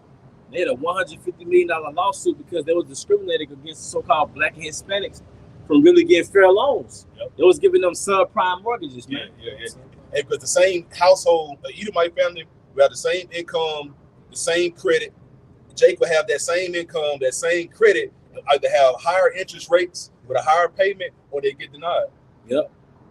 Because somebody look up the average net worth of an Edomite family versus the average net worth of a Jake family. See, while you busy on social media, acting like you got money, messing with somebody else broad, all right, having babies and no family structure, right? Esau was building. Esau knows what matters. Esau give you the goodies. He'll give you Netflix. He'll give you power. You watch the show Power. What's the Detroit nigga? Detroit Struck. Yeah, he'll give you those shows to guilt, destroy the heart. He'll give you entertainment for free while he strip you as a nation. You look at your neighborhoods, man. Your neighborhoods are like Tales from the Crypt. But your house got a big TV and you stream with a streaming service. But Esau, he takes what matters. He took your structure as a nation. He kept you from your God. When you plug back into your power, you're Superman. And then he take your mind, he put it in the jar and put a lid on it. Come on, man. Jacob be 50 years old is stuck in an 18-year-old's body and mind, man. You know what I mean? Yeah. Jim Jones type shit. Yeah. So the new wave of 50-year-olds, they just old YNs. They just old ends. You know, if a brother had that statistic. Yeah, it was going to from the Google AI overview. It says the median household income is $88,010 for white families and $56,020 for black families, marking a 36.3% disparity. Get that network too. Okay. Yeah, get that network disparity because that's the systemic oppression, and that's also goes into like you slaying secretly, man. Because Jake don't own shit, and then Jake they got razzle dazzle by consumerism. You paying $600-700 a month for a car note, $800 for a car note. That is a wealth destroyer. Now we're not in Babylon to build wealth, but Esau made it damn sure we don't do it. We are yet this day in our captivity, so you're not gonna build wealth in captivity. But you gotta understand how you were attacked as a nation. Because he needs you either just over broke or flat broke. Yep. Those are the only two categories Esau desires the nation of Israel to be under. Yep. Just over broke or flat broke, man. All right, and you would never build from that. You would never build from owing a debt. You would never build, you know, individual households is harder to build, you know. So Esau made sure, like the way Eve thinks that feminism, that's an anti-nation building mindset that the so-called black woman has. But in the grand scheme, it kept you from building as a nation. All right. So right here, for the average white family network versus the black family network, it says the racial wealth gap is staggering. Federal Reserve data reveals that the typical white family has a median network of roughly $284,300 compared to $44,900 for the typical black family. And that number has the disparity gap is broadened, if you ask me. I was like 10 years ago when I looked this up. So it's like $200,000 net worth for Esau family. You know? I got you, bro. All right. Job 20:19, because he has oppressed and has forsaken the poor, because he has violently taken away a house which he builded not. Yep, we take away a house which you America. Yeah. Because Gad already had the cities here in America. See those tents, those teepees, those are like mobile homes. That's how, you know, in America you have mobile homes. Gad has mobile homes because you had traveling tribes of the tribe of Gad, man. But Gad actually had cities here in America, man. Very nomadic. They're very nomadic, man. And then and one thing that was very noteworthy about Gad mastered the land. So Gad, the so-called Native American, he laid the groundwork for hunting and fishing, agricultural work. Yep. The same practices that Esau practiced today, he got it from Gad. Check out that book, Wildwood Wisdom. Wildwood Wisdom. It was written by a supposedly Edomite in like the 1800s, maybe 1900s, when Gad was still running across America. He was observing how Gad moved. And that book is Esau's Bible when it comes to hunting. Wildwood Wisdom. And it goes into how Gad really survived off this land. He thrived off the land, man. So Gad is a very noteworthy tribe. But they didn't come to America to figure this shit out. These are the Gadites from Israel. So they lived outside of Jerusalem back then. So how about now, man? They mastered the land, man. All right. And also, violently goes into Gazal, Strong's H 1497, to tear away, to seize, plunder, tear off, pull off, to rob. And he also uses credit system too to take away Jake's houses and shit. You know what I'm saying? Like if we try to apply for a certain apartment or a house, they are based it on your credit score and things of that nature. So they'll rob you or they'll put you in a situation where you can't afford it, and then they'll come back and repossess the shit. Because the scripture says, I'll just get it right quick. Sirach 21. Because also usury as well, you know. He applies usury onto your loans and onto your credit. So by the time you make your minimum payment, he's already doubled his interest. Yep. So you haven't even put a dent inside of the balance. And you done been paying for 20 years. And then like when it comes to a car, it's a liability. Yeah. So it's actually insane to pay a note on a depreciating value, man. Right. All right, with interest. You paying interest on something that appreciates in value. All right, Sirach 21:8. He that builded his house with other men's money is like one that gathered himself stones for the tomb of his burial. All right, because what's they call a mortgage, Right. and that's a mortgage goes back to dad pledge. Right. Like mortuary, dad gauge goes back to pledge. It's a death note, like a collateral. So you're using your own house as collateral for a loan from a bank, man. So if you renege or for lack of better, you fail to pay on that loan, Kill me now. yeah, you lose your house. Yeah. We didn't have those systems in the ancient world. And that's where the Amish got their systems from, the Bible. You hired a carpenter to build your house. So you run through the Jake neighborhood, you see 30 niggas doing shit, probably selling dope, whatever they doing, right? 20 niggas by a gas station. But look at the Amish, how they move. There'd be 20 Amish boys or young men moving the house from across the street to the other side.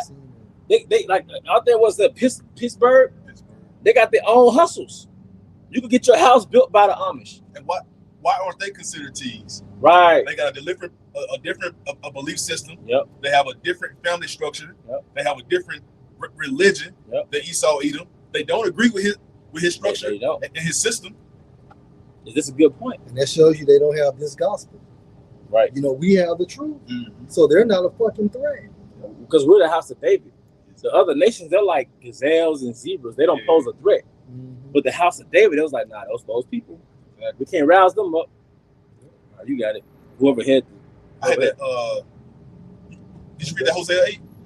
Yeah. You read that? Yeah. Okay. We'll run it back. Yeah, we'll run run it it back. for you. You know something? Yeah, got you, B. You want him to bring out the point? You want me to bring Hosea 8? We'll grab the Hosea 8. We'll bring out the point. Now, this is Hosea 8:8. Israel swallowed up. Now shall they be among the Gentiles as a vessel wherein is no pleasure. So you got a store, you got pottery, right? On the shelf, you got different pots. And this you trying to choose which pot you're going to buy, which vessel you're going to buy. Well, if there's a vessel where there's no pleasure, that's the pot that nobody wants. Right. So Jake is the pot that nobody wants to purchase. So when you move into their neighborhood, they move out. They call it white flight. You see? The scriptures call Jake Israel as a worm.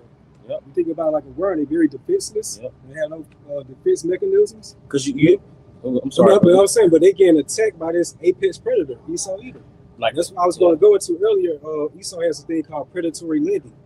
It goes to it refers to unethical, deceptive, or abusive practices. Going back to Job 2019, how they boundly take it away through a system like that. Predatory lending, predatory lending. And just to back it up, what did it say? That movie Mrs. Society came out in '93, when Sharice's father was in the classroom with Cain, was the main character. He said, "The hut is on, and you are the prey. The prey departed not," which goes to Jacob. Right. You know, so it says predatory lending refers to unethical, deceptive, or abusive practices used by lenders to trick or pressure borrowers into unfair loan terms. So they'll get you to sign the goddamn contract, but it's the trick to take it back from you anyway. Because they know you can't afford it in most circumstances. Like you go into this when that usury comes into place. Right. They raise these high interest rates, things of that sort, to these low income individuals. No, they don't have the financial background to take care of them. And what's that dynamic? They got that balloon payment. All of a sudden, you paying one rate, and then it just jumps up. Yeah, it inflates. It inflates. I think they go into it. It's called bait and switch tactics. Damn. Like I said, promising one set of loan terms like a low interest rate, but switching to much higher unaffordable terms at the time of closing. We had a so-called cousin. She lost her crib in Madison about 20 years. You know, she signed for one rate, and then it just inflated up. She lost the crib. Bait and switch. Yeah, they call it a fixed rate. But typically, when you have when you buy a crib, you want to have a fixed rate to it. But if you don't have a fixed rate to it, they'll inflate it, and they come and take it. Hey, you know what though? That's that Connie Hunter, man. Yeah. This man is cold, man. Even title loan places. Where title loan's located. I've never seen a title loan Madison, in Madison, where Esau even lives. Then urban areas. Then when you get those loans, now they do online loans like through apps.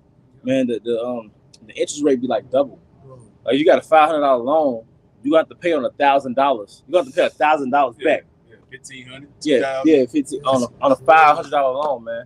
Because Esau, that's part of the borrower is a servant to the lender. So we got who runs this country? Bankers. And who are the bankers? The elites. Edomites. So it says lenders often target vulnerable populations, such as the elderly, low-income individuals, are those with poor credit. You're praying after the poor and the needy. That's the poor and the needy. The widows, the bastards, the fatherless. You're praying after the poor and needy, man. Using aggressive sale tactics and hidden fees to trap borrowers in an inescapable. They're aggressive because you'll come if you're a career and they'll keep calling you and calling you and calling you till you break down. And they'll give you this contract and make it seem like it's beneficial for you, but it's to set you up anyway. What about those sales tactics? They'll let you get the vehicle, a new vehicle for the weekend. That's right. By the time you turn it back, man. Yeah, you don't want to. You don't want to turn it back. Mm-hmm. So then you would get annoyed you can't afford it. And so it says using aggressive sales tactics and hidden fees to trap borrowers in an inescapable cycle of debt. They may say they'll knock a percentage off initially. You know, say just to get you in that trap. That's an aggressive tactic. And that's how Esau get you. He get you front, back, and side to side. He get you from all angles. Hey, can somebody get that in Proverbs? The borrower is a servant to the lender. You get like NIV or NLT, bro. Okay. Go, bro. This Job 21:13, the NLT. They spend their days in prosperity and go down to the grave in peace. To the Edomites. It says, and yet they say to the Most High, go away, we want no part of you and your ways. It says right here, verse 16. Can you read that again? Okay. This verse, Job 21. We got you. Oh, it was water? Oh, my bad, bro. Yep, so it's back in Job 21 and 13, the NLT. They spend their days in prosperity, going to these Edomites, then go down to the grave in peace because they're not under that curse, which goes back into the true biblical Israelites. To back you up, Genesis 27:39. And Isaac his father answered and said unto him, behold, your dwelling shall be the fatness of the earth and of the dew of heaven from above, meaning he's blessed. Mm-hmm. That's why he's the God of the world. Yeah. Everything goes right for Esau in the system. The reason why Esau has so much leeway, the reason why Esau can set up these tactics, because he's blessed to do so. He's receiving what the scriptures say, the dew of heaven from above. That's what? That's that blessing. That makes more sense when you, in particular, either might have the same educational background, y'all apply for the same job, but he's going to get probably hired faster. Bro, I knew a banker that knew our father, and he said Edomites can basically, let's say, if an Edomite has a dump truck, right? If he can't afford that dump truck, they would tell him just bring the truck back, and it would not be on his credit card. I mean, Salaki, his credit history as a repossession. But let Jake do it. But you know, sorry, no, you gonna make a point. No, hey, but you know what? One thing you learn in life, especially you know, you bump your head a few times in life with money, and you go into the scriptures. You learn the most powerful thing to do in America is live within your means, man. Yeah. Because if you can live within your means, then you don't have to go out and borrow that shit from Esau and fall for that, you know. But you know, Esau gets your ass in high school. You'll qualify for a credit card in high school. And it only makes sense that if you're gonna give somebody a credit card, to at least make sure they're taking the assessment quiz on it. Like, okay, before you qualify for a credit card, you gotta pass this test on how to properly use a credit card. I'm gonna say this about, and look how Esau utilized the credit card. See, Esau put Becky, Jimmy with a credit card. By the time they get 18 and 19, I mean, so basically he's establishing their credit. So when it's time for them to get something that 21, 22 years old, they got a damn near 800 credit score. Jake, they goddamn do it because they gotta do it. Yeah. They need the extra money, and then therefore they can't pay it. So when their son is trying to purchase something, guess what? They got a fucking 500 or 520. I did a video on that years ago. So anybody going into that. He started his church when I was like maybe 12, 15 years old. Well, you know, credit cards. We just kept building it up over the years. And so by the time when they turned 21, it was like fully established with a good credit score. And then you have no head start. If you grew up statistically with a single mom, she most likely was in survival mode your whole life. Your name got furniture all in and shit. Yeah. And if your mom was in survival mode, she couldn't pass down a system to you. The middle class on up, Esau and the nations, they pass down systems to their offspring. Hey, Zaquan, Psalm 73 and verse 5. They don't have troubles like other people. They are not plagued, such with credit. Yep. They are not plagued with problems like everyone else. I was going into how you pass down money, you pass down wealth to your offspring. But what it is, it's like the elites, they got prerequisites, right? Mhm. I'm gonna pass down money to my offspring, but they got to go through a board to show that they qualify to inherit this money. It's all type of plays and strategies to get wealth, obtain wealth, pass down wealth. Hey, what's that called? That board. I seen that on Power too. You have to be a certain age in order. You got to be a certain age. You got to basically prove. You got to prove to the board that you qualify to get the money that you inherited. You can't just be a degenerate and get the money because you're the son of somebody. You see? Yeah. But basically, like Esau passed down systems on how to get wealthy. Yeah. But it's like you can't get a head start if your parents was behind. Right. Because when your parents started out in survival mode. So their whole thing was just to get you in college, which was another trap. Yeah. Another debt. So they never taught you how to build because they was in survival mode. So you get out owing 20,000, you probably making 32,000. You gotta pay that student loan off. You gotta pay your car note. You gotta pay your utilities, and your rent. You gotta pay insurance and all of that. You don't got no money to do nothing. And that's like 20, 30 years ago. See, the Most High covered this through our system of equity. You go into Leviticus. Before I go, I know you had. You went to Proverbs 22:7. Yeah, can you get that about yourself? Yeah, and this is the NLT like you wanted. Okay. Just as the rich rule the poor, so the borrower is servant to the lender. And I think in the NIV it says the borrower is a slave to the lender, man.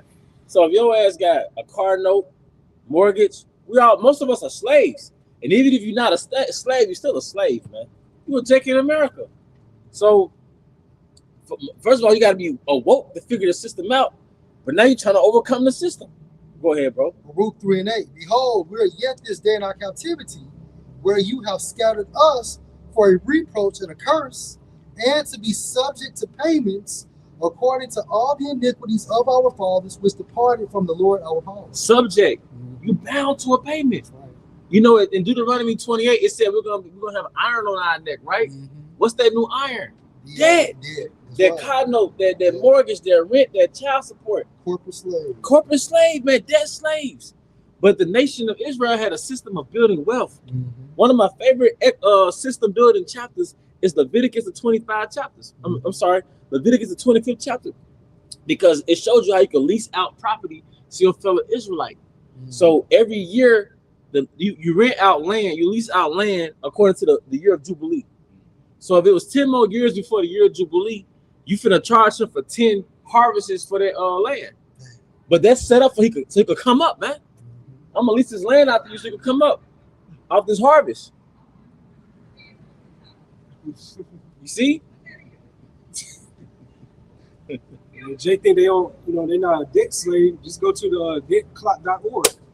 You'll see like every citizen within America how much they owe. It's within the tens of thousands of dollars. Yep.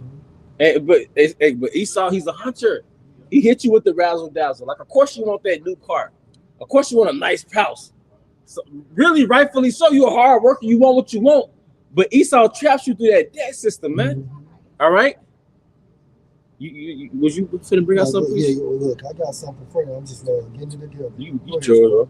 This Job 21:7 in NLT again. Why do the wicked prosper, growing old and powerful? They live to see their children grow up and settle down. Yep. They enjoy their grandchildren. Jake don't live to see their children grow up. No. Jake's son get killed at 17. Right. The other son go to prison. Right. All right. Grandfather died 20 years ago from a stroke. Yeah, with no legs. No legs. Amputated. That's right, bro. You know, he died at 50 something. Yep. And we thought that was old growing up. Right. You 8 years old, your granddaddy died in his 50s. Kind of find out they're still young. But it's all that stress he went through. Yep. Sustaining the household. Being a damn human plow horse. Right. For his family. And it's harder for us now compared to them. Yep. Think about what we gotta do. They had way higher testosterone back then. Right. They had more vitality. And everything was cheaper too. Everything was cheaper. That's crazy to think about. To buy this some time ago. Think about like back then, that time frame, like the food was much better. Yeah. But Jay was crazy out of shape though. I was thinking about that. They had bad diets. Yeah, so you compare that to now, the food is way much worse than it has ever been. But Jay in more shape nowadays to be 50 and 60. Because back then, when you hit 30, it's like you kind of getting old. Yeah. But now you could be like 45 and still in shape. Right. Because like, in the 60s, 70s, Jake wasn't 45 and fit. Now you could be 45 and fit, you know what I mean? And when Jake was 40 and 50, they looked 40 and 50. They looked like they was 60 and 70. Yeah. That's a great point. They had been through the wars. Yeah. Jake fought in Vietnam. That's right. Can you imagine being 19 in Vietnam? Right, bro. You know, so Jake ain't been in the wars lately. They need to go get some overseas in them, man. You know, but you got it, bro. Okay, so it says again, why do the wicked prosper, growing old and powerful? They live to see their children grow up and settle down, and they enjoy their grandchildren. And you don't do it here because your son could be 15, and you worried about his whereabouts. Your daughter, you worried about her whereabouts and how her upkeep. Yeah, so, but hey, you see how the elites move? I think it's a show called Debutante. And it's all these young women, they like in these ballrooms and stuff, right? But you know where that concept comes from? You keeping your daughter in the background till she becomes of age, then you debut her to the world. And that's how you get ready to marry your daughter off. So you have like an album debut, and you showcase the album, right? The audio of the album. Well, you did that with your daughter. So, and then the aristocrats did that. Jake did that in France. I want to say in Britain. All right, that's how the elites move, right? When Jake was prominent, you see. But now, what does it say? Your daughters commit whoredoms, you see. Now, I'm saying all that to say, there were systems on how the wealth moved, man. There's a way that the aristocrat moved that Jake don't know about, man. You know, you married your daughter off. That's something that you do when you're privileged as a nation, man. When you got no control over your son, your daughter, you conquered as a nation. All right. Verse 9, their homes are safe from every fear, and the Most High does they not. live in gated communities, right? They ducked off. They live in gated communities, and in front of those gates, you will have what? Security enforcement and things of that nature. You got to have codes to get in that bitch. Yeah, sometimes you see the blinds be all the way high. Right. You know what I'm saying? Like That's open. right. That's right. Yeah. Garage up. Yeah, you see like a damn Edomite just watching TV. And ultimately, it goes into the elites. Yeah. And ultimately, it goes to the because they don't know nothing about childhood traumas. No. Being 9, 10 years old in the protocol, you hear gunshots, get on the floor. You watching SpongeBob or Rugrats, you hear gunshots, get your ass on, and you gotta learn that shit at like 7. You know, keep all your gas receipts when you go to the pump. Yeah. So you can have a time stamp on where you were at that time. So you don't get falsely accused of doing X, Y, and Z. You gotta ask for a bag. If you go to the corner store or store and do you need a bag? Yes, I need a bag. Somebody can't accuse you of stealing when you walk out. Where you get that from? You saw? It's crazy. So when Jake hit them with gunshots in their bedrooms, that's like a fire drill for Jake. You know what I'm saying? That's PTSD. Yeah. Because like in school, when the sirens went off, they told you to get underneath your desk. You know. Yeah. But the trauma that the 12 tribes face, Esau, you never have to go through that. No. But you will. You will. That's crazy. Just imagine, like, Edomite women gonna be the new Keishas in the kingdom to come. You know? They can be hoes. That's crazy. They gonna hate you. Yeah. Your pussy gonna stink. Yeah. Breath gonna stink. Yeah. You know, hair gonna stink. You know, gonna look like those fucking cavemen, man. Like what Job saw in the back of what Job saw in chapter 30, man. Yep. So it said their homes are safe. Base man status. My bad. Their homes are safe from every fear, and the Most High does not leave their cars outside and unlocking everything, man. Then they got somebody to drive their cars around. Mm-hmm. These elites, they ain't worried about no gas prices because they're regulating the oil prices. They're regulating everything. What Warren G say that song? I would have to regulate. Nah, you at least regulate right now. What do you think it means when it says the earth is given into the hands of the wicked? Control, right? They're controlling the economy, man. That's right. Like Bond said, Trump can get up there and he's just he's not even on the status with the true nobility, but he can just say something in the market a deal. Yeah, manipulate the market. I think a lot of people lost money just not too long, a few days ago. Yeah. The trading market. Not Barry. Yeah. Not Trump Barry making a Trump. statement about the ceasefire with Iran. Killing them. Yep. So it says, and the Most High does not punish them. Because they're in their blessing. But it also says, because sentence against the evil work is not executed speedily, therefore the hearts of the Son of Men is set in them to do evil. The Most High has not punished you yet.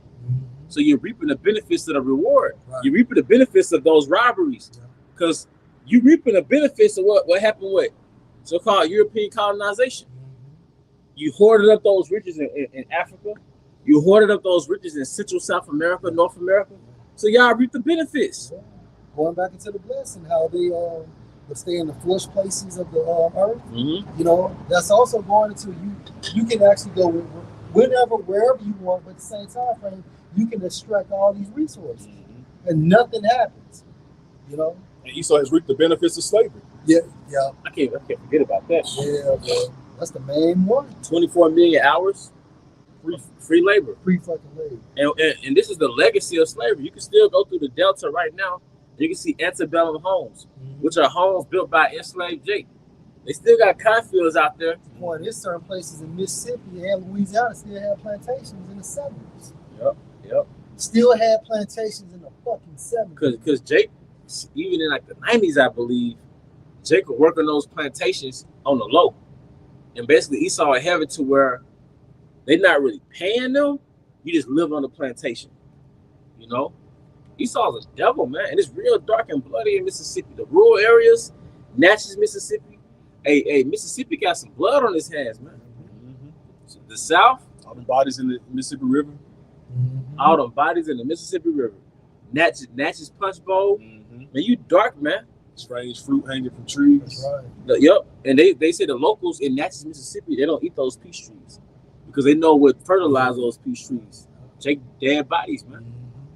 All right. So now we're just reading the blessings for Esau Edom. Now let's transition to the curses within Job 21:17. Yet the light of the wicked never seems to be extinguished. Do they ever have trouble? And his light is the what? Philosophies. Going into Satanism. Like he governs the earth of Satanism. I think with that manifest destiny, it says he came with that light going into his his Christianity. Yeah. He had a Bible in his hand. You know? To justify conquering America. Which was true, which was prophetic. The manifest destiny got part too, you know. Yep. So it says, yet the light. And that's still Satanism because that's not the truth. You're not using it. You're not teaching the truth. You take away from it, you add to it. Yet the light of the wicked never seems to be extinguished. Do they ever have trouble? Right, because again, we're in their rulership. But it will be extinguished, meaning the Most High is going to put out the light, the rulership of the wicked. Does the Most High distribute sorrows to them in anger? Are they driven before the wind like straw? Are they carried away by the storm like chaff? Not yet, but it's coming. It's coming. And the reason why things are speeding up, the real reason why we're hearing rumors of wars, these circulating stories, the world is waxing cold, is because the judgment is about to be pronounced on Esau. All you have to do is go to Matthew 24th chapter and just read those scriptures and watch TV regarding the current events, and it all aligns up. Because basically, all businesses, all conforming businesses, they're about to shift over to AI. So basically, you're gonna have an AI attendant, AI receptionist. Yeah. You're gonna walk in and get AI service, but what's gonna plug you into that system? Revelation 13 and 16. Revelation 13, 16, man. Do it first with 6G. Yep. Like you said, microchip. So, hey, just to put it, he's in a hurry. He wants that enterprise, man. Yep. You can live in a virtual reality. That's that metaverse bullshit was about. Yeah. You can live in a false reality through that charagma, man. That's right. That's in the real. Yep. You get that charagma, all right, you can live in a fucking fantasy world, man. Anywhere. Anywhere. You can pick the location. Yeah. So he might do it going into there with the Great Reset. How you can just put on one of those virtual reality things, and you can pretend like you're in any part of the world. Mm-hmm. But while the rest of the people really, elites, right, they're gonna be traveling though. They really enjoying the fucking world, but you in your fucking house in your fucking virtual reality. Watch the movie Surrogates. I think it was the apostles that brought that movie out.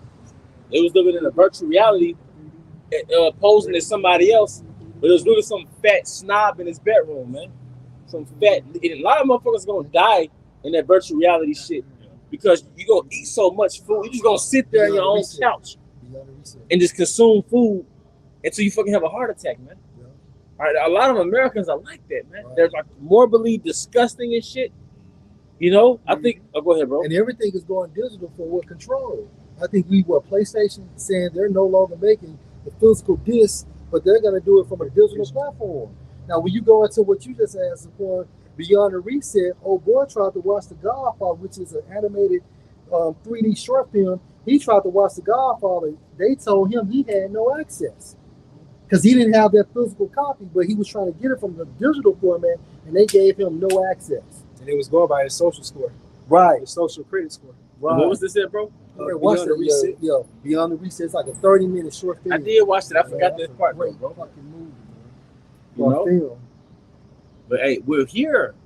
We're here. That's why I said we can't sleep as the night. You know. As a corner, they had drones. Like he did the same thing every day. He'd get up around the same time frame, go to the bathroom, make some coffee, or go outside. One time he just pulled the mask down trying to breathe the fresh air, and then a drone warned him and then zapped his ass. You know, what's the It's a show on Netflix. It takes place like in I want to say China, but basically they got the same thing going on, right? So in the show, they put on this helmet, and now they're like in a virtual reality, but it's like real as shit. It's like real as shit. Wow. You know, but they just put the helmet on. Now they're like in another world. Yeah, man. Time travel, all that shit, man. You know, but like you said, oh, and also he's gonna perform miracles. He's performing miracles with the Quran. Lying wonders. Yeah, because if you have any neurological related disorders, what you got? The Quran. I did a video a couple of days ago. You had this guy out there in Canada. He received Revelation 13 and 17 because he has ASL or ALS. I think it's ALS. But anyway, he has ALS, and now he's basically actually talking with the computer and shit like that. It's Because not of that that Jake, shit. is it? No, that's not a football player. Oh, okay. Yeah, but it was an Edomite, man, out there in Canada, man. You pair his fucking head with the computer device, and then he's able to like have total function and shit, you know, or some functioning, because ALS is breaking his body down. So and look, we're here. It was the apostles was talking about it since the 80s, and their elders have been talking about it since what the 70s, you know, 60s maybe. Don't quote me on the decade, but I know that our apostles have been talking about it since the 80s. And we came into the truth talking about it, and now we're here. It's manifest, man. Waiting for that mandate. Yep. Yeah, we've been saying the same thing concerning the book of Revelation chapter 13, that Charagma, so to speak, since 2007, 2008, 2009, and that doctrine has not changed. Not changed, bro. So 19 years, 18 years, 17 years for our generation, you know. Now it's here. So back in Job 21 and 18, NLT again. Are they driven before the wind like straw? Are they carried away by the storm like chaff? Not at all. Well, you say at least the Most High will punish their children, but I say he should punish the ones who sin so that they understand his judgment. Let them see their destruction with their own eyes, that they'll drink deeply of the anger of the Almighty. And that's going to happen in this time frame. We're in this time frame right now. So any Edomite, as well as 2/3 or any other inhabitant from these other nations in America, is going to be destroyed. And then what's going to happen? According to the scriptures, that the nobility are going to be the first fruits of slavery for Yahushua, man, and the government body, as well as the other Edomites that's outside of America. It's up to 28. This is in the KJV. For you say, where is the house of the prince? And where are the dwelling places of the wicked? Have you not asked them that go by the way? And do you not know their tokens? That the wicked is reserved to the day of destruction. They should be brought forth to the day of wrath. And that's our comfort. So you see Esau in his height, and he promotes a culture we could live like him. But we're supposed to keep our integrity, because if you look at the end result, the wicked are reserved for the day of destruction. And the scripture also states too, giving out the oppressor. Right. You know? Because Esau, he promotes his Roman lifestyle to Jake, and Jake gets enchanted by that Roman lifestyle. Because what's black culture? You promote that Roman lifestyle, whether it's the hood version or the affluent version. You know? There's more proof. I kept him plenty. Yahushua, he's coming back. Yeah. But it reserved the day of wrath. They're really going to the second death, which is the second coming of our Lord and Savior, Yahushua. Hey, those missiles. Yep, the missiles. Yeah, and ultimately the coming of Yahushua. When it says in Isaiah, who it says that coming for Edom, you know, with dyed garments. Yeah, they're scared of that, man. Esau's afraid of that, man. I get that. Isaiah 63. You know? I guess Isaiah 63:1. Who is this that coming from Edom with dyed garments from Basra, that is glorious and superior. Traveling in the greatness of his strength, I that speak in righteousness, mighty to save. Wherefore art thou red in thy apparel, and thy garments like him that shredded in the wine fat. I have trodden the winepress alone, and of the people there was none with me. For I would tread them in my anger, I'll trample them in my fury, and their blood should be sprinkled upon my garments, and I will stain all my raiment. For the day of vengeance is in my heart, and the year of my redeemed is come. So while we see all these transpiring, these geopolitical tensions, it's really all for the country versus Zion. You know, going to what these other nations did to the Most High's chosen people, the biblical Israelites. Because all these other nations had their hand on the Most High's chosen people. You touched the apple of his eye. So therefore, that's why it says how the Most High has a controversy for Zion. The controversy goes to like a quarrel, like a strife or a beef. The Most High has a bone to pick with these other nations, mainly Esau, Edom. That's why you're getting judged right now on a lower level, going to you lower level Edomites. Now you're complaining about your financial situations now. You know, you're going to the cars and all the things of that sort, on your lunch breaks, and you're complaining about your debt. Or how you're struggling, things of that sort. Because at least don't give a damn about you either. Yeah. Get you over 18.5, bro. This ain't Leave It to Beaver, man. This ain't the Andy Griffith show. You know, we're using your height. We're using your height. That's right. You fucked up when you put those satellites into the heavens, man. That was your downfall. You really fucked up when you brought us over here. You know, I mean, I know what you mean. No. You know, but it's just Right. That was a mark of time. The satellites in the sky, that was a mark of your end. You know, Right. It started with you bringing us over here. You touched it. Yeah, you fucked up. You touched the apple of his eye, man. don't touch this kid. Yeah. You put your hands on my kids, you want to. I think that word apple goes into like some delicate. Yeah, I think so. You know, I'm gonna get that. Well, all you gotta do is just touch it. And that's heavy because I got a follow-up piece up for that. My delicate ones go- Come on now. Baruch 4:26. My delicate ones have gone rough ways and were taken away as flock caught of the enemies. Be of good. Yeah, And that's how was they taken away? yeah. Be a slave. Yeah. Those rough ways taught us what? To become Gentiles. Yep. You know? Then you got So those passageways too. Those are rough ways. Yeah. You know, from West Africa to the Americas. Yeah. You know. I think about the scripture, how we was violently tossed like a ball. Come on, man. And also from the spiritual sense of philosophies, Yeah. Yeah. which are all anti-Yahweh Hashem Yahshua Dawah. You know, where it goes to how we was like tossed. No, not that one. Oh, it goes to let me get the scripture. Going to the winds, how we was carried back and forth to the different winds. Yeah. You know, different winds and doctrines. Yeah. You know. Yeah, Book of Ephesians. Yeah, that's it, D. You can get that, D. And that's like our delicate ones going rough way because when we did that, we discontinued from our heritage. Right. You know? Yeah. So from a spiritual sense and a physical sense. It's the transatlantic slave trade. And then from a spiritual sense, well, we became Gentiles, or we further became Gentiles. That's too important for everybody. Yeah. Westernization, Christianity, believing in this system, black culture. How you still see Jay still getting messed up now, like Nolan Wells, things of that sort? Right. Because that Christianity doctrine thinking that you love everybody, you're supposed to love everybody, everybody's your friend. Right. But when you actually read and tap into the volume of the book, you'll see that you have biblical enemies according to the scriptures. And even we only supposed to be friends 2/3 of our people. Because even what Jeremiah 7:11 or 7:14 tells you what, pray not for this people. Our forefather said, "Can two walk together unless they be agreed?" That's right. So we have to be aligned in the spirit. The 2/3. That's a worse Edomite. Edomite, man. That's it. He's in the spirit of Satan. He's in the spirit of Satan. I'm thinking about that, bro. It's the book of Ephesians, chapter 4, and verse 14, that we henceforth be no more children, tossed to and fro and carried about with every wind of doctrine. Right, because the delicate ways basically is what? The scriptures. Right? Keeping us brotherly and things of that nature. But when you go to these different philosophies, you become Gentiles, and that's what's involved for what? A rough way, man. That lifestyle is a rough way because ultimately it leads to your death and destruction. Yeah, that's right. It goes to the wages of sin. Yeah, Which is death. that's right.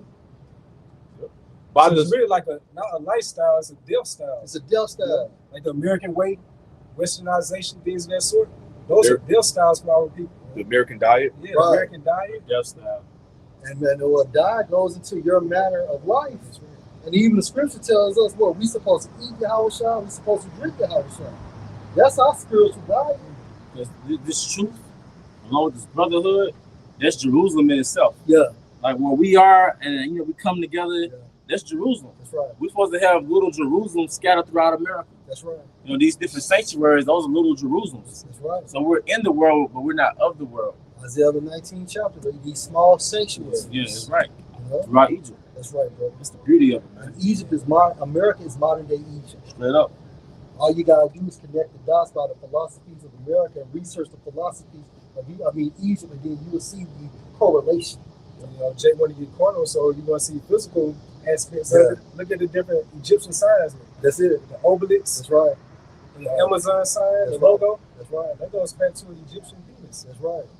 The Shell Station got that that sun. Sun worship. Yep, the sun god. With going back to the sun god. It says, by the sleight of men and cunning craftiness. Right. Sleight means what? Craftiness.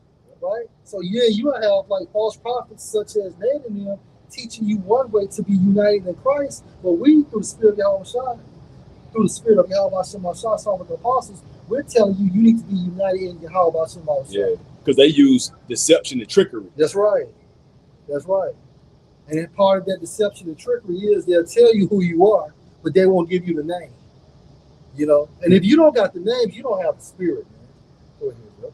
And cunning craftiness, right. Whereby they lie in wait to deceive. Right, that's what they do. They lie in wait or waiting to deceive, because why? They're hirelings. They get paid to do so. You don't get a fucking allegedly $150 million net worth without being unrighteous. They made a covenant with the heathen. Yeah. The gift destroys the heart. No integrity. And that goes into your innocence. So you're not innocent. You had one too, bro. I got Joel 18:5. Okay. It's Joel 18 verse 5. Yea, the light of the wicked should be put out. Right. Hey, the light of the wicked shall be put out. And we're coming into the end of the rulership of the wicked.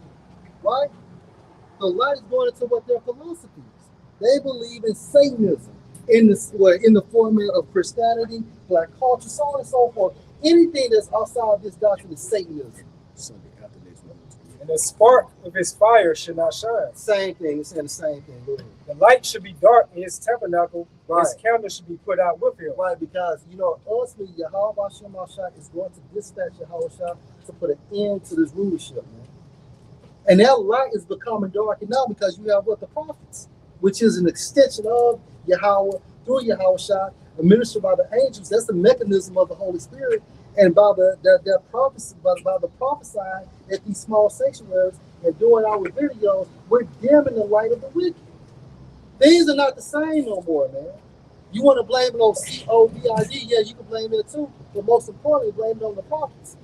So you got three witnesses. You got the northern kingdom, you got the southern kingdom that's going into the prophets, as well as the the third witness, the other nations, those whistleblowers.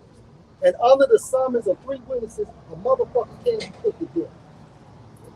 Verse 7, NLT, will read this one. The confident stride of the wicked will be shortened. Their own schemes will be their downfall. Right, your own schemes going into what? Your objectives to attain the New World Order. That's it. Go ahead. It says, verse 8, the wicked walk in a net, they fall into a pit. Meaning what? What you're doing, your same agenda, your same schemes, your same craftiness is going to ultimately be your downfall. It's ultimately going to be your downfall. A trap grabs them by the heel, a snare holds them tight. A noose lies hidden on the ground, a rope is stretched across their path. So the Most High is using that to set you up to bring your downfall. The attainment of the New World Order. And what's the main agenda? Order out of chaos. Go ahead, bro. Terrorists surround the wicked and trouble them at every step. Meaning what? Calamities, distresses, perplexes. Right? Because at the end of the day, they're fucked up too, because you got the angels on the right-hand side manipulating certain things, certain mechanisms, so their plan doesn't go right. Go ahead, bro. Like Elder Apostle Paul say, like the time moving fast right now, just imagine when they implement that RFID technology. That's right, bro. Time's gonna move by super fast, and It says hunger depletes their strength, and calamity waits for them to Meaning stop. what? Their hunger. They're I think in the KJV, meaning they're hunger bits. So when you're hunger bits, meaning what? You're weak. So it's a spiritual ceiling that you're not going to be able to attain it, in a full capacity. Going into the New World Order, meaning you're hunger bits, and if a person is hunger bits, they're not at full strength. Oh, okay. Go ahead, bro. Verse 13, 14. Disease eats their skin, death devours their limbs. They are torn from the security of their homes. Go ahead. And are brought down to the king of terrors. Go ahead. Who's the king of? Hey, jump back to KJV. It says, verse 14, KJV, his confidence should be rooted out of his tabernacle. So what? Your ego. Go ahead. And this should bring him to the king of terrors. Now, who's the king of terrors? That's Yahweh Shema Shah. Go ahead. He should dwell in his tabernacle because it is none of his. Brimstone should be scattered upon his habitation. What's the brimstones? That's talking about what? The nuclear destruction. Go ahead. I want to say, didn't it say something about the firstborn? This is verse 16.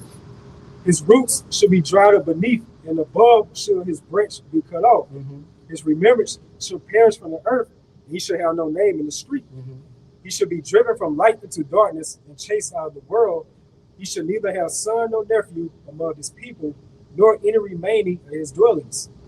They that come after him should be astonished at his day, and they that went before were affrighted. All right, so ultimately that's going into the destruction of Esau, right? Which means his kingdom will be terrorized and destroyed by Yahushua and the holy angels, and Yahushua as well as the angels is bringing laser beam fire, and then you're going to have nuclear destruction.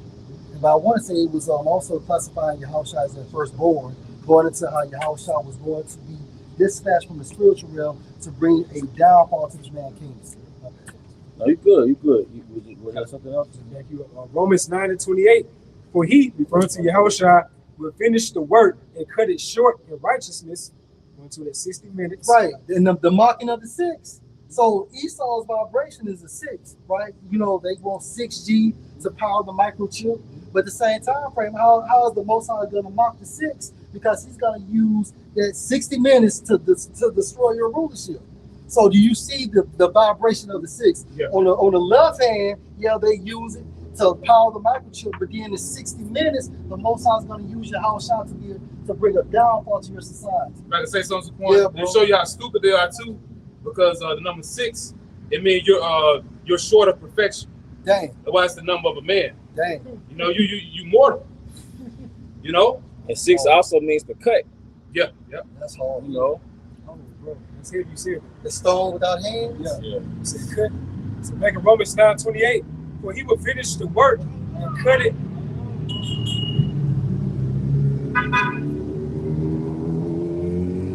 So here it said Romans 9:28, for he will finish the work and cut it short in righteousness, because in short work with the Lord. That's 6. Yeah. So fuck Drake. Yeah. The 6, dog. You're going to be destroyed in 60 minutes, which is a short work. When you think about the landmass of America, and for America to be destroyed in 60 minutes, that's power, man. Right. Because in short work with the Lord Yahushua make upon the earth. And that's why the scripture said, what? I saw Satan falling from heaven. That's lightning. They had that show, remember that show 60 Minutes? Yeah. The clock ticking. Yeah. In 1 hour. Hated this. Yeah. Esau boring, man. Yeah. Hey, but with that, we want to draw this to a closing. Once again, we want to give our honor and glory to Yahweh, Bahasham, Yahushua, Bahasham, Kakadash. We also want to give double honors to our elder apostles and elder bishops of Great Millstone Ruel.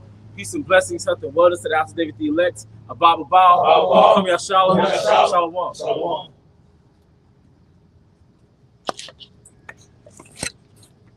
Water, fresh off the stove? Yeah, it feel like that. Sorry, bro. Oh, man.